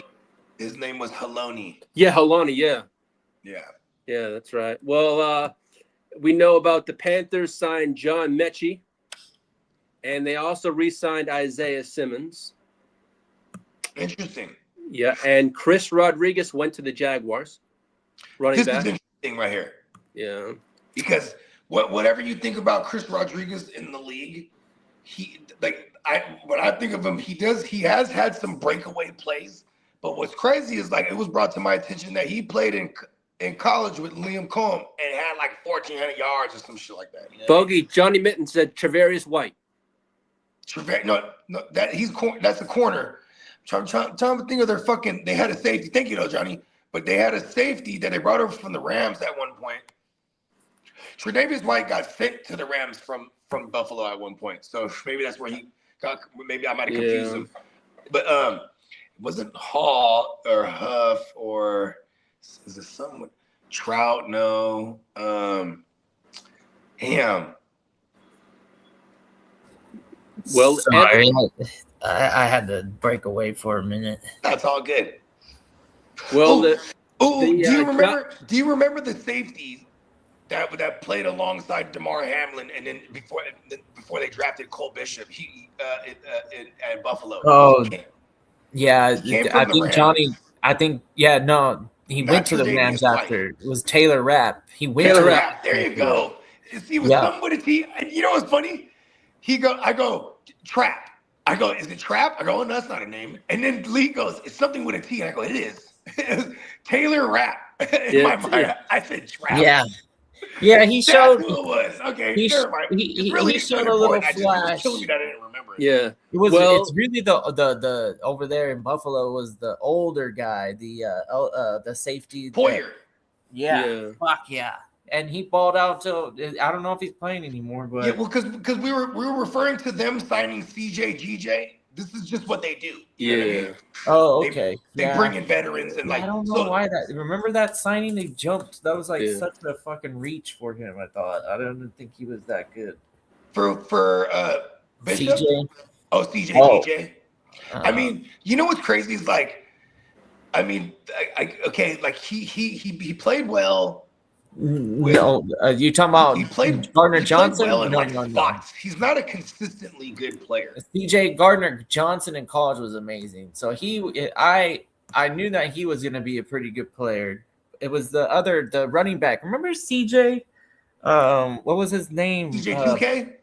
No, maybe I'm getting his name wrong. CJ Anderson. Maybe CJ Anderson. Is that his name? Yeah, he was a Kubiak running back. Once Kubiak got to the Broncos, that was one of the first things they did in the draft. They drafted for the Bills though. There's the Bills running back in the day that I think TJ Spiller. It was Spiller. There you go. Oh, Spiller, yeah. And Fred Jackson. Freddie Jackson. Yeah, they already had Fred Jackson, who was a true Yep. 3-down back, and then freaking they tried to throw CJ Spiller in there, and he was trash. I think he had like 2. Yeah, he really was, though. I remember this. And you know who was He had flinging like it? It was the like Magic 2 Man. good weeks in his whole career. Yeah. Well, the The Magic Man was good flinging. Oh, and he had Stevie Johnson. Remember Stevie Johnson? Yeah. He was badass. Now, But I think that's more because whoever we've come to find out that whoever the Magic Man chooses to put the magic on, they ball out during that time period. You know what I mean? We have a long list of names that because Fitzmagic has been everywhere. well, the Giants re-signed Evan O'Neal, and they also signed wide receiver Calvin Austin for a year. Oh. And as we know, the news. Yeah, and I almost took Calvin Austin, but I took the rookie pick because I was like, because I thought we were still in the 3rd round. Oh. And we know the news came out last night that Kyler Murray signed a 1-year deal, and Aaron Jones got a revised deal back to go to Minnesota. Yes, sir. And the Commanders signed Chigakonkwe for 3 years, That's a good and signing. Rashard White for a year. Yeah. That's a good signing too, because I think Bill's okay now. Because Bill cannot catch the ball. And I don't know if this is just like because they never target him, but they don't target him at all. Mm-hmm. So like Rashard White being in there and for on a team he could pass pro too. Like he's one of the better pass pros at running back. Maybe it's a lot to do with his size because Rashard White's not a small back, but he's terrible between the tackles. So and enter Krosky Merritt, who's good as a runner between the tackles, outside stretch zones. He had some big plays in every facet last year outside of the passing game because zero contribution to the passing game. Now, as for your 49ers, Bogey, they signed Jake Tongas to a 2-year contract. Let's go. And they also picked up Trey Greenlaw for $7.5 million for a year. Come back home. Yes, sir. Hey, look, because you know why? We got because we're an old team. I wanted us to go young. I guess when they bring in Mike Evans, you know what? We need to be old then, I guess. CMC, old. Mike Evans, old. Bring back Debo and Greenlaw. Fuck it. You know and your 49ers picked up a defensive tackle in a trade with the. How old is he? Who? I think he's about Iggy or whatever his name is. What he is for you? Is he? I forgot to figure out a nickname because he's part of the gang now. He came over from the boys. What is it called? OD? OG is all. He's OD. I can't pronounce his last name. OD. Yeah. Ojizzi or something. We getting jiggy or something like that. Okay, he is 5 years. He's 27 years old. He's not old enough. Well, yeah. We need to be all 30 plus. Y'all give up a 3rd round pick for him too, so yeah, that's pretty significant. I actually love it. Yeah, I actually love that pickup because here's the thing, man. We tried to draft in that spot twice last year, like you know what I mean, and then the year before that we're bringing in the Hargraves of the world, and you know what I mean, like you know what I mean. So yeah. I do like this actually quite a bit. And the Cowboys and the Titans had a trade. The Titans received defensive lineman Solomon Thomas and a 7th round pick. And the Cowboys received just a 7th round pick. So it's a system guy. I mean, Solomon Thomas, he was drafted to the Niners back in 2017 by like that's super. Just like get you in here and teach these other guys around you. Now, teams that freed up did restructures. The Lions restructured Jared Goff's contract and created $32 million in cap space. The Falcons did Jake Matthews restructure, created $10.5. The Vikings did over Justin Jefferson and Christian Darrisaw's contract and made $27.2 million cap space. And we know the Ravens made about 40 with Lamar's. The Bills did Josh Allen's and they created $40 million in cap space. And they might pay Addison now. Yeah, that's probably. Yeah. You got $1 million Murray on a prove-it deal plus a JJ in the back pocket on a rookie deal. And then they didn't pick up the 4th-year option for Addison, but they might give him an extension. They might extend him maybe 2 years on top of this year. You know what I mean? Yeah. And then the Cowboys. Or a 3-year extension, so it'd be like 4 years because you're including 4 years last year. Exactly. Now the Cowboys freed up 8.8 in Kenny Clark's restructure. The Panthers made about $13.5 million in cap space. And the Giants cleared up 15.1 in cap space by converting Brian Burns into a and Yeah, they made he's pretty 15 million. honest. Yeah, signing bonus. Yeah. You should feel confident giving him whatever he's owed this season just up front without For even sure. having the game. Now, Like, as pretty bad. for some the Rams are Florida defensive tackle Caleb Banks broke his foot at the combine and is out until June/July. So he's gonna slide in the draft, it looks like. Oh yeah, never mind. I saw that. Yeah, and Mekhi Lemon, he ran a 4.4740, and the Rams have him on the radar for the pick 13. I hate you, Rams. Yes, Yeah, sir. 4.7 doesn't sound impressive, but it's right there where you need to be in order to be hanging on like the Rams are at 13, 14. Where they at? you don't 13, have to be a super fast wide receiver. There goes that number again. With Lemon, I think he's the crispiest route runner and some nice hands. He's like a slot guy predominantly, right? Now the Broncos and the Cowboys will be hosting. No, hold on, Lee. He's like a slot guy predominantly, right? I believe so. Lemon? Mekhi Lemon, yeah. Well, because like that totally fits like what because if you could have that Cooper Kupp-esque, Devontae Adams-esque guy that you could actually have in the slot a lot as well to move around as a piece too, even on the perimeter. If Lemon's that guy, that totally makes sense because Puka is like the super dominant outside presence that you can move around inside and out too as well. Pause. But then, and all your McVay's type, it's all interchangeable. So I do like the Lemon landing spot there. Yeah. Well, the Broncos and the Cowboys are going to host Indiana wide receiver Amari Cooper Jr. for visits for the draft. So hold on, Amari Cooper got a son? His name is Amari Cooper Jr. It could be. I don't know if it's his son. I don't know, but hey, who knows? Right? It's not. No, it's not. Now, as for Clemson quarterback Avarian Terrell is dealing with a minor hamstring injury, and he's going to hold private workouts scheduled for March 30th for teams because he's not going to be able to do his pro day. When they show up, it's going to be a room. He's going to close the door and then play film. Yes, sir. Now, private as for some injury notes, Jahard Campbell has a shoulder injury and is expected to miss most of the offseason. But he should be ready. Fuck, that sucks a lot for that kid. Yeah. That's the kid from the Eagles. He's going to be a sophomore.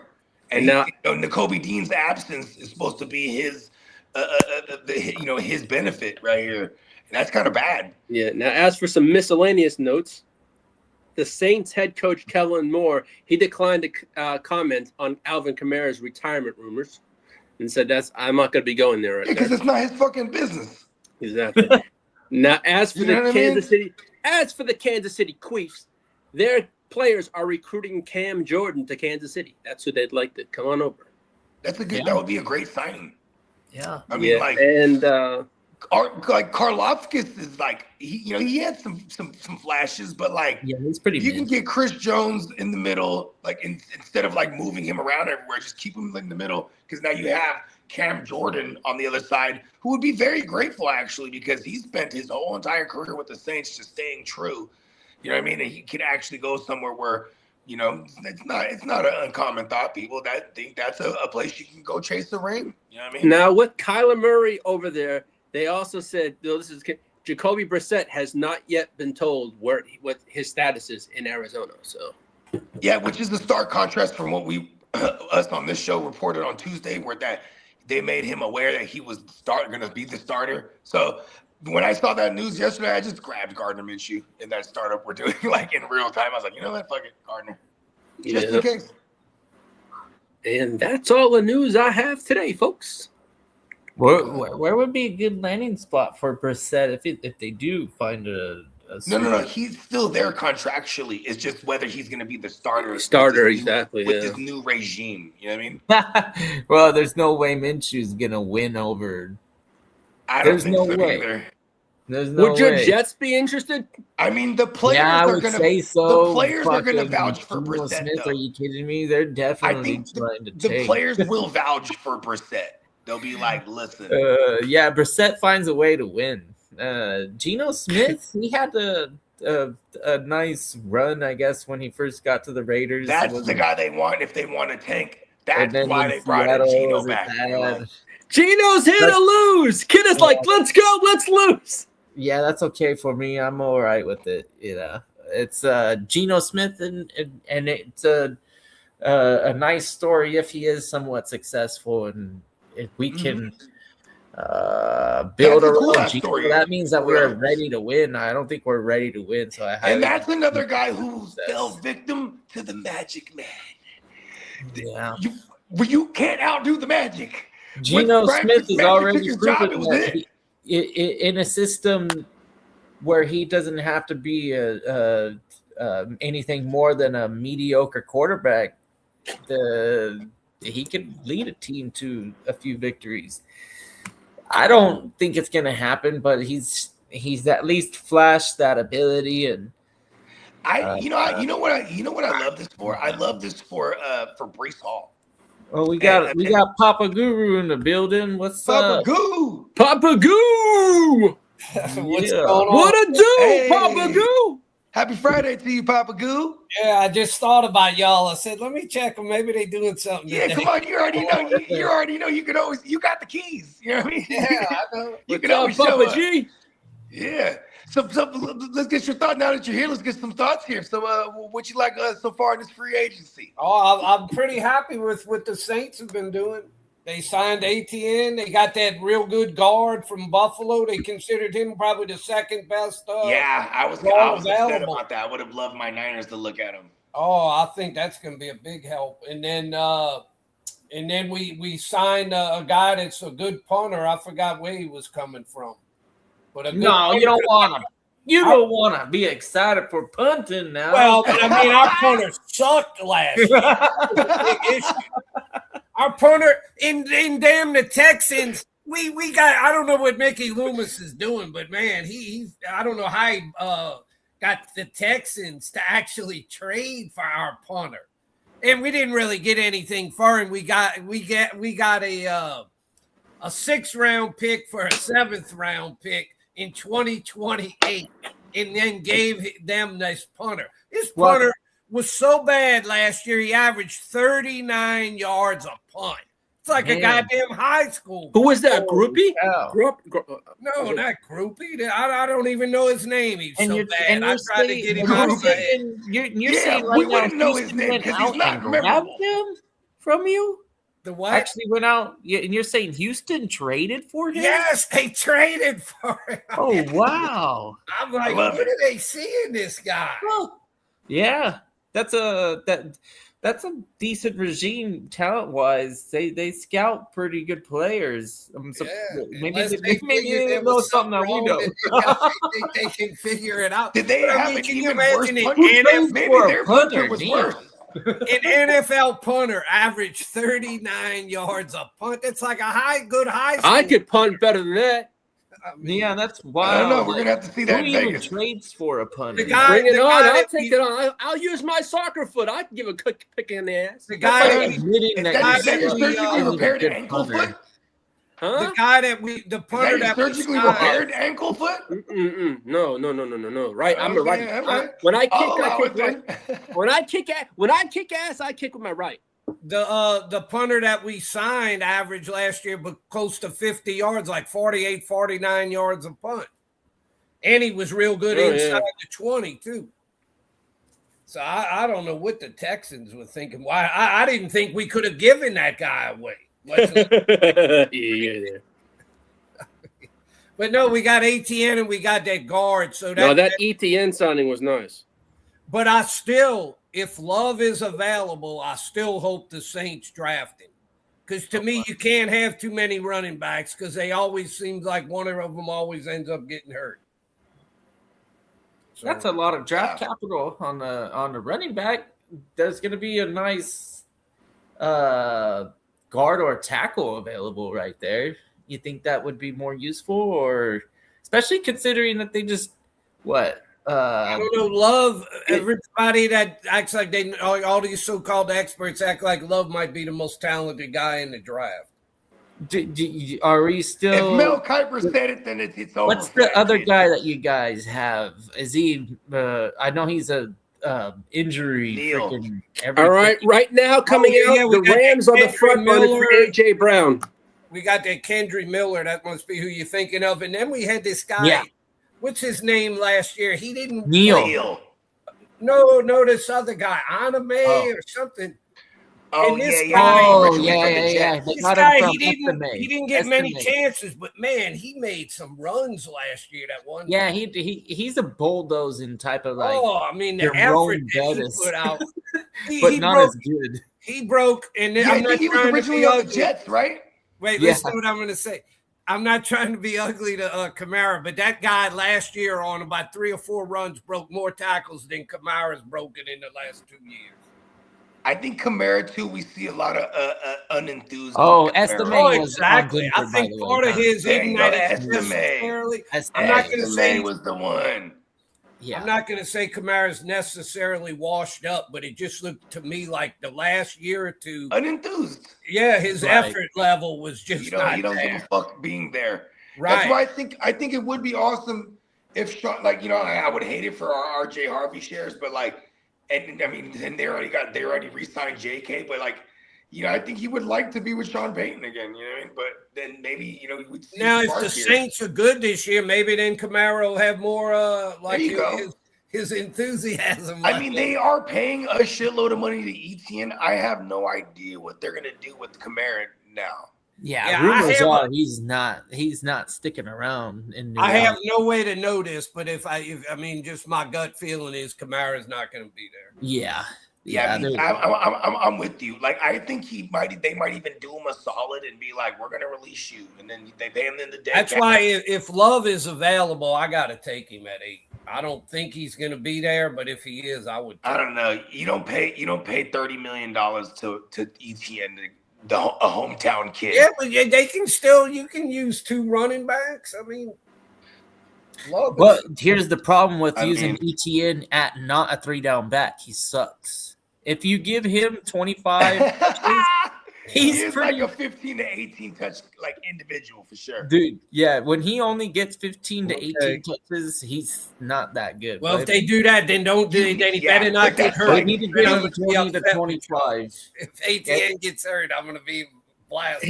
He's not built to get hurt though. He's pretty bulky. He's a nice built. I do like that Tyler Shook. We got a threat of Shook's legs too, so that is just like how Trevor Lawrence had the threat with his legs, and it definitely opens it up for running lanes for the running back. So I do like ETN a great deal here on a team that's gonna try to compete. So you know what I mean, like, and let's be honest too. Like if ETN ain't getting targeted, then we just don't want him at all because True, yeah. because Well, he is they the have to fastest in get the all the passing way. game. Bogey, all my friend that Spencer's old Not the mentor. greatest red zone guy either.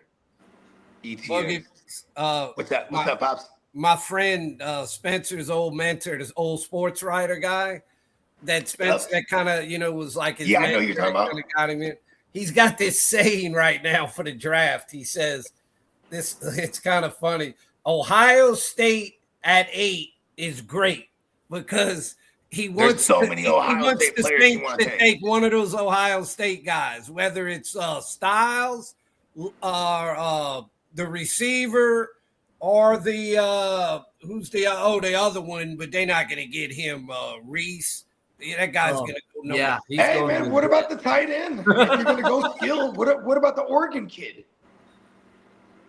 Oh, and then the other one, Ohio State, he goes in that is the safety, yeah, he's going to the Giants. the safety. Damn. Oh, you're talking about Caleb Downs. Caleb Oh, there. Downs. You- Didn't he get hurt? Those No, are all it's- Ohio State guys. Did he get? No, Banks is the one that got hurt. Oh, Banks is the one that got hurt. So he's just taking Ohio State guy because Ohio State has treated the Saints good over the years. And he's big on that. Like, he's like, don't draft a guy from Michigan. Don't draft a guy because he's Oh, like, wow. we've never had a guy from that college that ever did anything for us. I mean, Olave was Mike Thomas. Who else? Was Mike Thomas Ohio State? I think so. I'm trying to think who else in recent history you guys had from Ohio. Ohio State's just got a pretty good track record of putting out good players.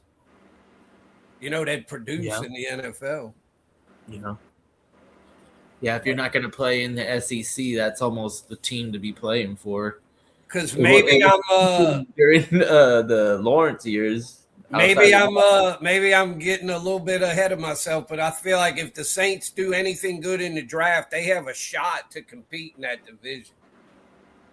I agree. Yeah, I think you guys have as good a shot as anybody in that division. Right. The Panthers, the Bucks, the Saints.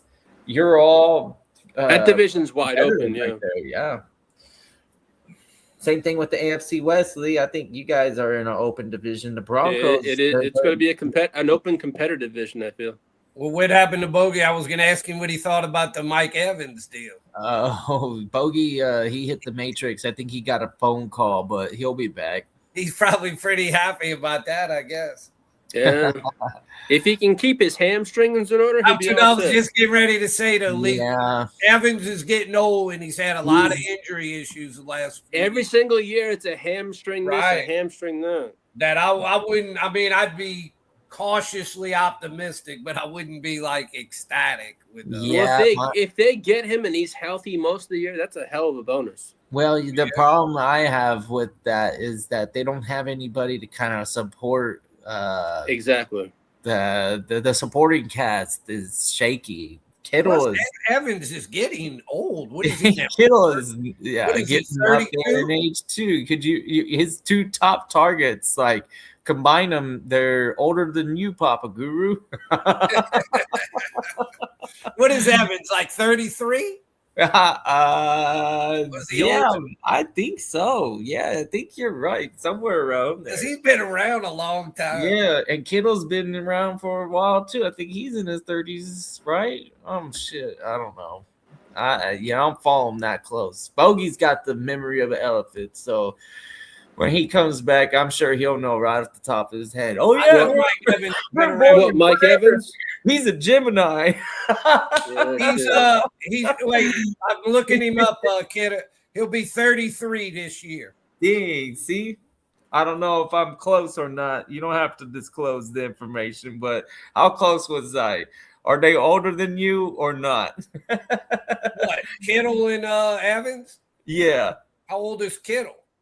I think he's 31, 32. Hold on. I got my app open so I can do a quick search. He is 32. So they're the same age as me when you combine them. Okay. Damn. All right. Damn. Well, I pushed on that one. Pause.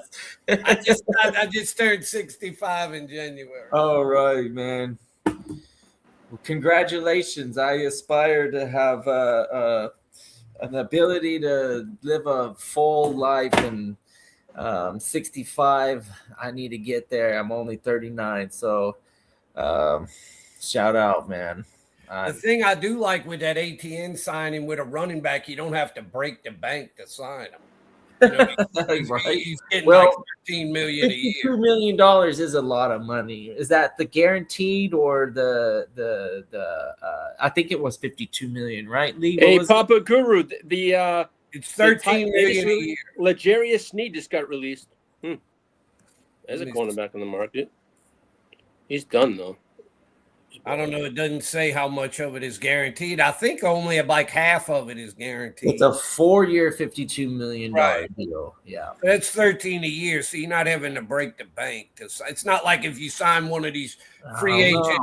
Look with the top 5 gave what's his face, the receiver. That was crazy what they gave him. Pierce. The 114. Yeah. Oh God, that was crazy. Yeah, I mean that guy. He got offered more. That's not even the most money he was offered. I was like, dang, the Niners were ready to give him $30 million a year. Yeah, the Patriots, Niners, and Chargers offered him $30 million a year. That is crazy. I mean, that guy. And he turned it down to go back. Show some promise last year, but and he's more like a big play kind of guy, not the kind of guy that's going to catch 8 or 10 passes a game. My bad, y'all. I had a couple phone calls. Trying to get Trying to trade Mac Jones. We've been talking Are you about trying to get Brian Thomas Jr. in return? Yeah. It's Bogey, we've been talking about Mike I Evans. figured because Jacksonville's like, did you call? I said, yeah, I called. I got Mac Jones for you. Hey, you can have two. I'll send them They back were to in the y'all. same. They were in the. Was Mac Jones in the same class as Trevor Lawrence, or was? No. Okay. Yeah. Oh yeah. Yeah. Trevor Lawrence was first overall, and then Mac Jones was like 15 to the Patriots. Bogey, we've been talking about Mike Evans. Okay. And Kittle wanted to remind me that between Evans and Kittle, but you combine their age, and they probably older than me. I mean, look. So Look them up. They're right the same age, 65. Look at this. Right, hey Pops. Right before you jumped on the show, I was just talking like, I was saying, man, I really want my Niners to go focus young in this offseason. Then what do? They bring in Mike Evans, and I'm like, all right, fuck it. Then I go, oh, we're bringing out Greenlaw. Oh, you know what? Fuck it, let's bring back Debo. You know what? We gotta be old. You can't be on my team if you're young right now. Fuck that. You just hope he can stay healthy for 1 year. I hope we can fend off another season against not only other teams but the goddamn substation. He's got two things working against him: his age and his hamstrings. Yeah, this is a fact. But we do have, okay. If we live in a positive world. So the positive world outlook is Mike Evans plays all season. He feels like 10 touchdowns and 1,000 yards. How much are they paying him? He's got like 30 or something like that guaranteed. And how many year contract? I think it was 2. It's a 3-year. It's 63 years, but it's like 30 guaranteed. So we're probably looking at like 2 years. It might even just be a year. He might fuck around and retire next year if he gets hurt again this year. They might just say, "Well, the hell with it." Then. Yeah, I mean, but this definitely tells me like, all right, we're trying to win. Like they're going all in. Yeah, you don't go out there. And we're trying to win now. And I'm pretty sure, like, somewhere along the way, we get some young skill guys in this draft. Maybe he can, Bogey, maybe he can help out the other guy that we think has potential, but he never quite lives up to it, that Jennings. Jennings is gone. Jennings is gone. And I think Jennings – well, he's a free agent. I think he fully was made aware of his potential. And because – on a the years that he was balling, we were not the highest volume passing team.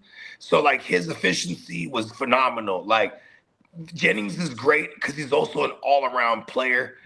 He blocks very well. He's not athletic. That's never going to be in his description as far as he's not blowing past fools and shit. You know what I mean? Like, but he finds the way. And it's really the blocking, too. When you look at his snap counts, he never leaves the field. So until he started getting hurt and then complaining about wanting to get paid for what he's worth, because he is worth a damn, it's just also he's the example that I like to use now as he's the arrogance of Shanahan. Shanahan's like, watch what I do with this 7th rounder, y'all. You know what I mean? Like he's had little stretches where he looked really good, and then and that's Shanahan's arrogance right there. Like, told y'all, look what I do with 7 rounders, even. You know what I mean? Like, do that with your first rounder with Ricky. Then y'all got Ricky. You hope he can stay on the field this year. And I don't want to disrespect Ricky. He is good. Just needs to stay on the field because when he's on the field, 100 yards, bro. 100 yards. Let's go. Stay on the field. And who's your other receiver? Before he got hurt, he had 3 weeks, 100 yards straight. Like he was about to start a streak. He was about to start streaking. 3 is the streak. That's on fire. And then he got hurt. And they doused his flames out real quick. Who's the other receiver y'all had that showed a couple games where he did pretty good? It was Kendrick Bourne. He had like a couple games where he went absolutely crazy. Yeah. He had like 15 catches for like 180. It was like then he had another one. He followed up the next week with like another 100 with like 10 catches or some shit like that. Like, yeah, and I mean, see, but that's also a testament to Shanahan. He's It's like certain games they just target this certain guy, and then after that they just don't. But they're all system guys. Kendrick Bourne was a system guy. We drafted him back in the day, like in 2017 or 18, whatever it was. Like he's that old too, huh? Yeah, hell yeah. Kendrick Bourne was originally a Niner. Team. And then you depended on Kittle too, another one that's old. I mean, shit, we drafted him in 2017. I got a picture of my dad and Kittle. My dad was doing Uber, just like because during that time my dad was still doing a lot of business in Vegas. So like he would be like in town for 2 weeks and he'd just do Uber, right? And like he sends me a picture, hey Jay, and it's him. He's like this behind the driver's the steering wheel, and he's like, he got the thing, and it's Kittle. He's in the back right, but the front seat is like folded over and thing. And Kittle's there smiling, and he's like, this guy's gonna be good, Jay. His name is George Kittle. I'm like, yeah, what? You're in the car with George Kittle? Y'all's motto. And then and George Kittle went everywhere. And you know what he told me? You get him in your fantasy leagues, Jay. I'm like, oh yeah, I'm gonna try. Bogey, y'all's motto Dad. For the 49ers, your motto this year is just gonna be stay on the field. I mean, shit. And all these guys that we're gonna show that substation you're no match for us. Yeah. I hate that science is proving that there's frequencies that are destroying us. Y'all could be really good if you can stay on the field. We can just get the fuck out of the way from that substation. But here's the thing. Here's what's so crazy is like no one's ever gonna point out that Shanahan, even though it might look like he's not recreating himself all the time, he's definitely like recreating himself every time because there's not only his thumbprint all over the league because of all the coaches that are from his tree and McVay's tree and LaFleur's tree, and because they all came from Shanahan, now and even Clint Kubiak, he's part of it, even though obviously his dad Gary. But this is why Shanahan keeps having to reinvent his shit, and like even as in shambles as we could be, he's still been able to have moderate success. I say moderate because, being like I have a higher standard from just what I want from Shanahan now because it's been a long time now. I know injuries happen at all teams, but it does seem like the 49ers have had more than their share of injuries over the last several years. I mean, here's the thing, bro. It's the fucking substation. Like the running backs, man. Y'all had some years where y'all had like 3 or 4 running backs, and they all looked pretty good. It seemed like they all get hurt. Before you jumped on the show, I was actually talking about that. I was talking about how, why isn't nobody traded for Mac Jones? Like we're driving the price up because Shanahan got PTSD. He's lost too many of his star skill position players to not have his pockets loaded. You know what I mean? So it's like, hey, if you really want Mac Jones, you better pay him up because he's part of what we got going on right now. We need him for what we're trying to do right now.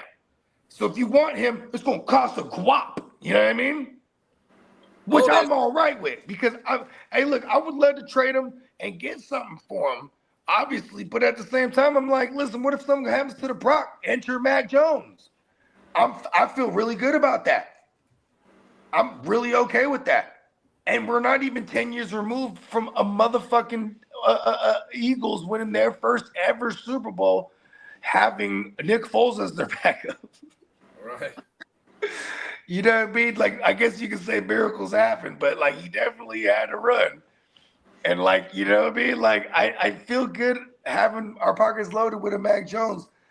I would love him to get moved. I'm gonna be honest with you, because I have a ton of Mac Jones in fantasy, and that'll just give me an extra QB. All right, dynasty, I should say. But I mean, you're not counting on Purdy this year? No, I'm just saying. Listen, let me point this out too. What I was saying before you came on the show. I'm a Sagittarius, just like Shanahan. We're the ever optimistic individuals that you ever meet, but we will never not take notice of the shit that has fucked us up. We're to the point where we actually get PTSD from it. I think Brock is phenomenal, but his history of injuries makes Shanahan not be so he not be so adamant about trading Mac Jones away. You know what I mean? I'll be right back. Wait, I don't know if you can still hear me. Yeah, it's gonna be interesting. Yeah, I wouldn't mind seeing Mac Jones on the Jets, even though we got Geno Smith. I'd be like, yeah, it's shit. Man. They just needed to have that. Fuck it. I don't think we're gonna be in the running for Mac Jones. Nope, not gonna happen. Don't get your don't get your hopes up. That's the quarterback, the one quarterback out of all the names that was a free agent for the Jets that I would have been excited about to acquire. Not push for the 27 draft. Or getting a quarterback during the 27 draft is going to be much easier than the 26. I think 26 is too many question marks. Where I think 27 we'll have at least a solid 3 that'll declare and show out and be easy first round draft picks. We want those easy first round draft picks. The questionable ones, they don't pan out very often, and even the easy ones. Jaden Daniels, that was a nice easy one, and then we got unlucky with the injury. Outside of that, I think we're pretty happy. CJ Stroud is probably on the uprise. I think CJ Stroud's a nice buy low candidate for dynasty. Maybe right now you can get better hope, because this is kind of like to me like a big year for him. If he doesn't get it this year, they're doing everything in their power to giving them opportunity to. He's kind of trending in the wrong direction. He was, but that line was in shambles, and I think they're starting to piece together something that is at least a functional line for CJ Stroud is all he needs, because he is. Jets, y'all got Geno Smith again? Yeah. So the circle life, a full circle. Yeah, and he's seen all the right things in the interviews that he's had. It's all been positive. He's excited, and he wants to do right by the Jets draft. He's like, man, the Jets drafted me, and I sucked. And y'all better have y'all better have a good offensive line if y'all going to depend on Geno Smith. Oh, I don't know if we're really in it to win it. there might be our prize. The worse offensive line, the better this year. We weren't fortunate like you guys. You guys got a late round quarterback that panned out. That's not. Well, we think he panned out. He was a second round kid. Yeah, he was like, but I'm not going to just like automatically say, oh, he's definite, because I mean it's still a small sample size. Yeah, you know who had You know who won a Super Bowl with a second round QB? Kellen Moore when he was with Jalen Hurts. Hey, sometimes those guys just, you know what I mean? Yeah, I'm optimistic, but I'm not. I mean, I've been around too long to think like, here's what I think about your Saints, right? And my thoughts right here. You could switch out the same thought for any of the Falcons or the Buccaneers. That division is wide. We were talking about that when you went off. We would. Oh shit! Okay, nice. Look at that. Picked it up on the frequency.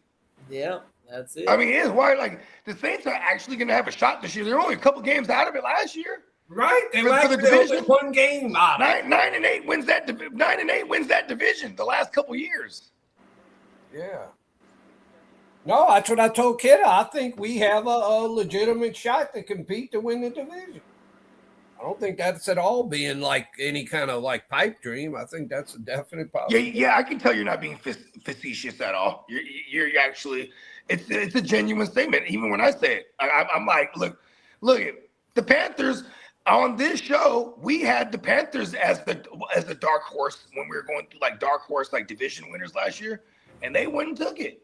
Of course, when we went through like our prediction episode, I predicted the Bucs would win it because I love Baker. But on the dark horse prediction episode, I said the Carolina Panthers because they were sneaky good. And we were either 4-1 or 5-1. You guys are 4-2 sneaky or good now. 5-1 in our division last year. You guys are the sneaky good team now because the way you guys closed out the year was like, oh shit, like they should have you know started. who else? Started shit early. When we were talking before, I didn't mention him, and y'all didn't bring him up either. That I think could be a real good signing for the Saints. We signed that Caden Ellis. Oh yeah, come on, we'll be bringing him back even.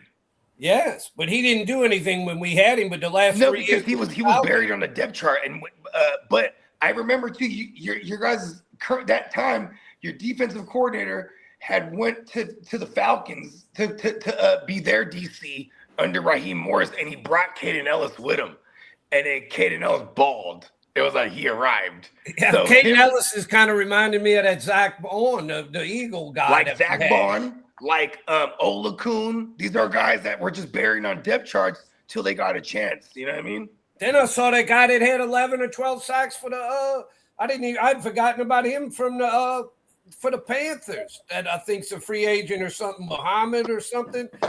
He was drafted by the Saints, had him too. You know, I guess you got to give it up to Loomis when it comes to that side of the ball.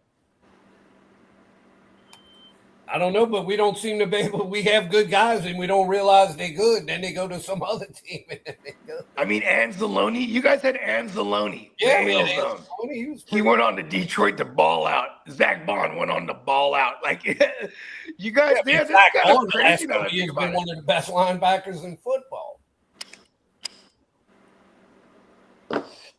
I remember in Dynasty holding on to Zach Bond everywhere. And then like the off season that I released him to make room, the Eagles pick him up and it's so low key. And then he blows up and I have 0 Zach Bond that year. I was pissed. I had all the Zach Bond. Hella funny how that works. Because you just house these guys on your Dynasty team.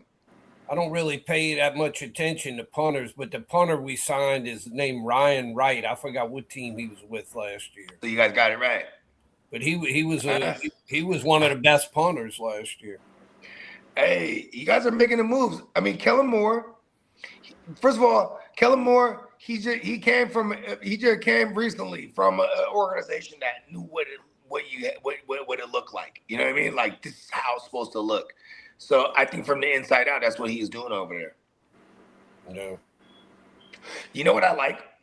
I like having a young QB with a lot to prove versus a young QB who was drafted up high. Like, okay, a non-first round QB has a lot to prove. A first round QB has a lot of expectation. See the difference? So, like, I like the Tyler Shook over there for you. Like, you know, I liked having the Brock for my Niners. Like, once he got on, I was like, no, we got to roll with this kid. He's trying to get it. You know what I mean? Like, he's fucking hungry. And you kind of need that because the first round QBs that were drafted, you know, you got the entitlements. Look at Kyler Murray, for God's sakes. You know what I mean? Is Kidda still on? Yeah, he's just. In the back. No, I mean, is he listening? I'm floating around. Yeah, he probably is. Okay. Yeah. Well, Kidda, y'all draft. Open up a new drink after this one. We'll probably close it up. Yeah. Because I know Kidda, he worked all night, and he's on the ones and twos right there. We're in the mix with the Kidda Cat. You know what I mean? Mm-hmm. Hey, what was your DJ name back then, Cat? Oh man, James Hydro, and then Nice. the first one, because I didn't want to rock with it anymore. It was too like, you take a while to come up with a good one. My first name was my hood name, Cheapster. Like I was like, I don't like that as a rap name. So my first one was Cereal Box. Cereal Box. Oh, that's kind of tight. Was the cereal? Was the cereal as in cereal or serial killer? Yeah. Then you put a twist on it. I had all sorts of stupid shit. I spelled it out so retarded. It wasn't like grammatically correct either. Okay, but it phonetically sounded it out. Yeah. Right. Okay. I love it. You're in the mix with Cereal Box. Hey, look, I'm gonna be out the motherfucking raves throwing cereal for real. Make it rain. Y'all draft second, right? Yes, we got the Y'all 102. going to take the linebacker from Ohio State, Reese? Yeah, I think so. I think it's going to be Bailey. They're going to take. Everything I've been seeing lately has been Bailey for the Jets. Well, That's we'll the see. guy Can from y'all hear Texas me? Tech? Texas You're Tech, yeah. Don't. Now you're gone. Man, I don't know. I'd take Reese. To me, that Reese seems like a sure thing. Yeah, that's my that's my opinion too. Especially with Abdul Carter in the same building over there, and the Giants keep making the right decisions. It's competitive in that building right now. You know, those pass rush guys, you can't always predict We're those. going from worst to first. Hopefully, the Giants and the Jets. Got to figure it out. I think the Giants are a little bit at a better. They have a better start than we do at the moment. They're looking pretty good on that defensive line. That's a solid as defensive lines I've seen in a long time on paper. It's pretty nasty right now. So the Giants start to put together some other pieces. They're going to be a nice team too in the NFC East again. That Dart, I don't know. That's the big question mark is if Dart is really the guy over there or not. Yeah, I know. That's another one where they were ready to ordain him after a few games, and you never know on that. I mean, it's just Yeah. the one thing I feel like with the Giants and the Jets, they're due. Like the law of averages is due to go their way. Especially the Jets. At least the Giants with Eli, they were able to get a couple from the Patriots, but I mean, at some point, you know, just through dumb luck, it's got to go your way. At some point, you would. Yeah, you would think so, but look at the Chargers, for example. There's nothing ever gone their way. Oh, he's gonna have to. I can't say much for the fucking Jets. The Chargers were pretty good this year.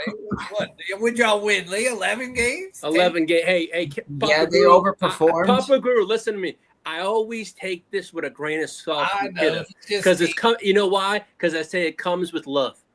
And Kiddo was a Charger fan, wasn't he? I know, but he loves to rub it in my shit. Pause. What, he abandoned them after they left? After they left San Diego? They left San Diego, so they broke Kiddo's heart. Yeah. Yeah, I can see where that kind of break your heart, but I know a lot of other people have said the same. I could never take another team. No, even if something happened with the Saints, I couldn't start rooting for somebody else. That'd be hard. The drama is a multi-decade long event, and right after Marty Schottenheimer having that 14-2 team, and they fired his ass. Yeah, that was great. It was just writing on the wall. Hey, Papa Guru, the best thing that happened to the Chargers is that fucking Spanos sold the team. Yeah, Kid, are you a big Padres fan? I am. He loves his Padres. Oh yeah. Okay, well, you still got your Padres. I still got the Padres. They're alive and kicking, and they're selling out every game. It's not a San Diego thing with sports teams. It's the organizations have to be willing to put a product on the field worthy of attending. Yeah, the Padres have had some teams that looked like they were going in the right direction. They just can't quite get over that hump. They just can't get over that. 4 out of the last 6 years they made the playoffs. For the Padres, that's amazing. They basically doubled their appearances in the playoffs in 6 years. Well, Lee. Yes, Lee, sir. You didn't call me back yesterday. You didn't hear my message? No, I'm sorry. I left you a message around 3 o'clock yesterday. So what's going on with whatever happened with y'all, with the baseball? Oh, I touched base with Joe. I haven't heard back from him. You still haven't heard back from him? No, but I will. I'm going to make sure to touch. I will reach out to him, get a call in about after the show and that's that because He's been kind of incognito lately. Who? Diamond Joe. Yeah. He showed up last week. Last week, yeah. On a Wake Your Game Up. I don't know if it was Monday or Tuesday, but one of the free agency frenzy Because gonna if shoot y'all him a get text. if you get with Spencer, I'm sure y'all could figure out a better way to do the scoring. You know, I'm gonna shoot up right now. and then we could do it if y'all still want to do it. But I'm kind of looking forward to baseball. This time of the year, I'm always kind of looking forward to baseball. I just text the thread with Spencer's in it too. Kid is in it too, so he'll see it. Spencer told me last week or the other day, maybe it was this week, like Monday or Tuesday. He's like, "Oh, just forget it. It ain't gonna happen." I said, "Well, you didn't that?" I said, "Maybe it will happen." All I said is, if it does happen, I want to You want in? get the scoring deal better. Yes, sir. But Yeah, I got to touch base with JD because I'll have a power hour this afternoon, but I don't know what time just yet. how's old JD been doing? He wasn't on the last time when I was here. And He's doing good. He's just got a lot going on right now. He's got those pups and stuff like yeah, that. he said it was something where the dogs ate up some of his. Yeah, he's had some craziness. Yeah. So he had to replace some stuff. Yeah, but he's on. I think he's just trying to, as he said to me, he says, "I'm looking forward to when these dogs are gone. Dogs are gone, and he can get his videos all set up and all that." Yeah. But well, Bogey didn't miss out on anything. No, We started talking a little baseball, Bogey. Oh yeah, no, it's all good. I mean, see, that was perfect. I had to take a phone call anyways. It's been a little busy morning. Been very productive. That's what it's about. You know what I mean? Yeah. You want to be getting phone calls if it's productive phone calls. Yeah, come on. We'll get things in motion. Trying to get me Brian Thomas over to my 49ers. I ain't gonna lie to you. Somehow, some way. Because then that would make total sense to me. That would make total sense. Like, okay. We got Mike Evans for now, and we got Brian Thomas for now and for the future. You know what I mean? And then we have two receivers that we don't have to pay technically for a little while with Thomas and Ricky. Like, so that would make total sense. But you know what's crazy? We don't ever do things that make sense to me. I think the only move that historically I've nailed was Trey Lance, us drafting Trey Lance, and then us trading for CMC. Because the Trey Lance thing, I just nailed. But the CMC thing, that was like, it was family orientated because they're like family with the Shanahans. You know what I mean? Like, there's pictures of Kyle Shanahan as a teenager holding baby Christian McCaffrey, legit. You know what I mean? Like, they're fam bam. Well,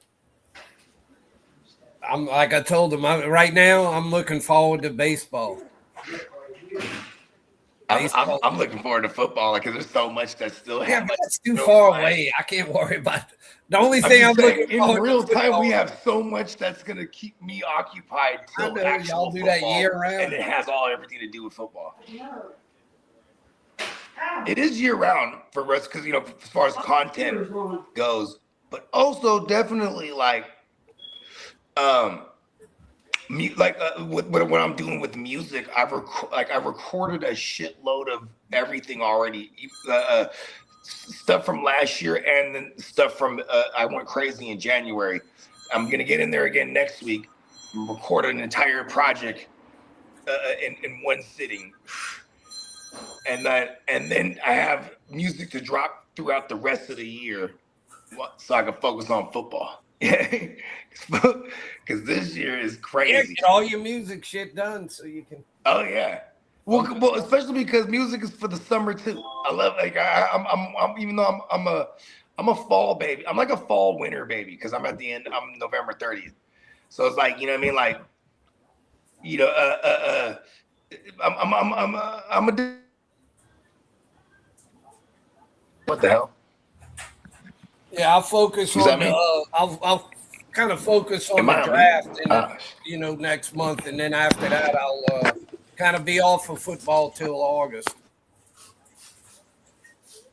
and then get back into it in August.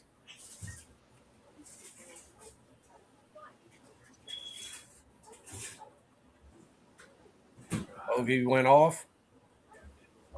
Yep. And Lee's out of here. Everybody's out of here. My bad, y'all. Yeah, we'll call it quits. All right.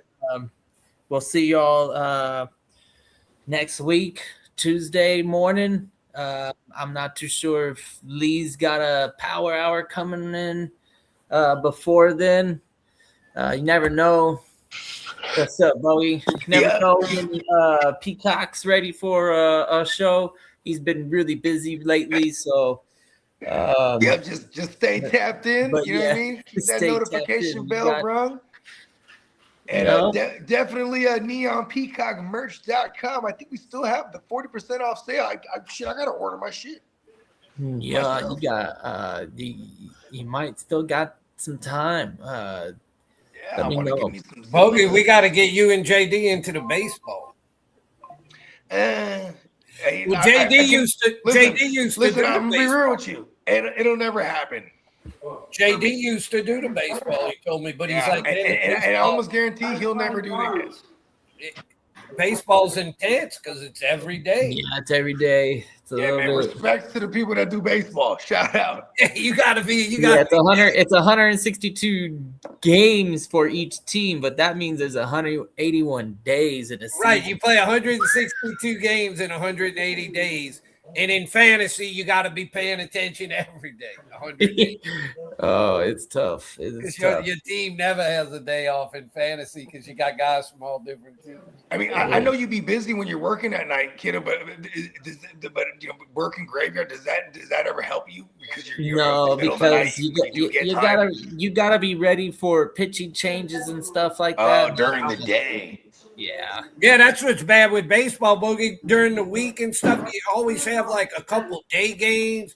Then you got some games on the West Coast where they day. Yeah, you got to set your lineup. They play like in the afternoon, and then you have night games, early night games, and you got the West Coast night games. So those are late games. I mean, they go pretty much. That sounds like something where all the games start at 4:00 Eastern time, and then it goes to 5 o'clock, 6 o'clock, 7 o'clock, so on. Those are the days that I can handle it. But here's my thing too: is like I like to watch games. I remember a couple years ago, actually more than a couple, probably like 5-6 years ago, Steamboat goes, "You should really get into this baseball with us." I was like, "Fuck that," and he's like, "You'll love it. You don't have to watch the games. It's like numbers for real." He's right? Like, you gotta watch all the games. And I was like, no, I have to. I was like, never. The thing with baseball, it'll get you in the mood to not fall in love with the name. That's true. Yeah. It's all numbers. I don't know if y'all have ever watched it, but they have it now on as part of that MLB channel, and you can get it independently. I don't think I'm going to get the full package. I'm going to just get the MLB channel with this. It's called MLB Big Inning. I think I have that part of our spectrum. It's kind of like a red zone, right? It's kind of like the red zone of baseball. I heard about that. They'll have like 4 I think they even have something like that for NBA too. In every they time do, yeah. Big's happening, a guy hits a home run or hits a double. Yeah, and they get you on some multi-split screen shit you got to see, and it's actually geared towards the fantasy. So, I started watching that last year more than the actual games. I mean, shit. I routinely just only watch the primetime games in their entirety, and then I watch only Red Zone. Then on Monday mornings, I have MLB extra innings on YouTube. Well, I had that too, but that's a lot more expensive, Lee. That's where you can watch any game you want. I get that part of our on YouTube, though. On YouTube, once the game's done, YouTube will have the NFL YouTube channel will have it on there at a condensed version, no commercials, all the offensive plays, basically. Yep. It's like condensed down to like 20 minutes, so you can like watch it on a faster speed, and I could catch up on any game in its entirety. You know what? Last year I wanted to watch it, or that I missed because I'm watching Red Zone. You know what I mean? That extra innings deal, Lee. Now it's like $150 for the year. And last year I got the 1 week trial, and then I said, well, I'm not going to get it this year. I'm going to wait. And in May, one day they ran some 1 week promotion. They gave it to me at half price. So I got the whole rest of the year, 5 months for like $70 or something. Come on. So I'm like, well, at that price, I'll get it because that's. L'Jarius Sneed was let go. He's a free agent. He's released. I mean, shit, he hasn't been on the field in like almost 2 seasons. 2 years, so 2 exactly. shout out to that kid. But yeah, we're gonna go ahead and get up out of here. Yes, sir. You know what I mean? Once I'll be again, back Neon this Peacock. afternoon for a power hour. I don't know what time yet, but just stay tuned, and I'll probably have one in a couple hours, depending on There JD. you go, man. Stay tapped in for the Chargers Power Hour. You know what I mean? And man, appreciate everybody for rocking. You know what I mean? Everybody And we'll be see safe everyone and on Tuesday. Checking in with y'all. Yo, Good Papa job, man. Guru, Papa thanks Guru. for joining. Always a pleasure, man. And Cat, man, appreciate you Thank you, dude. on the ones and twos. You know what I mean? Man, dealer's choice, man. Take us out of here with whichever one you feeling like. You know what I mean? All right, man. We gotta run the promo first. Shout out to Neon Peacock. PeacockMerch.com. And stay tuned. We'll be back on later Tuesday. or definitely Tuesday for Waking Game Up, and then maybe hour pretty soon. Yes, sir. Hey. Yep. You fellas have a blessed weekend. Peace.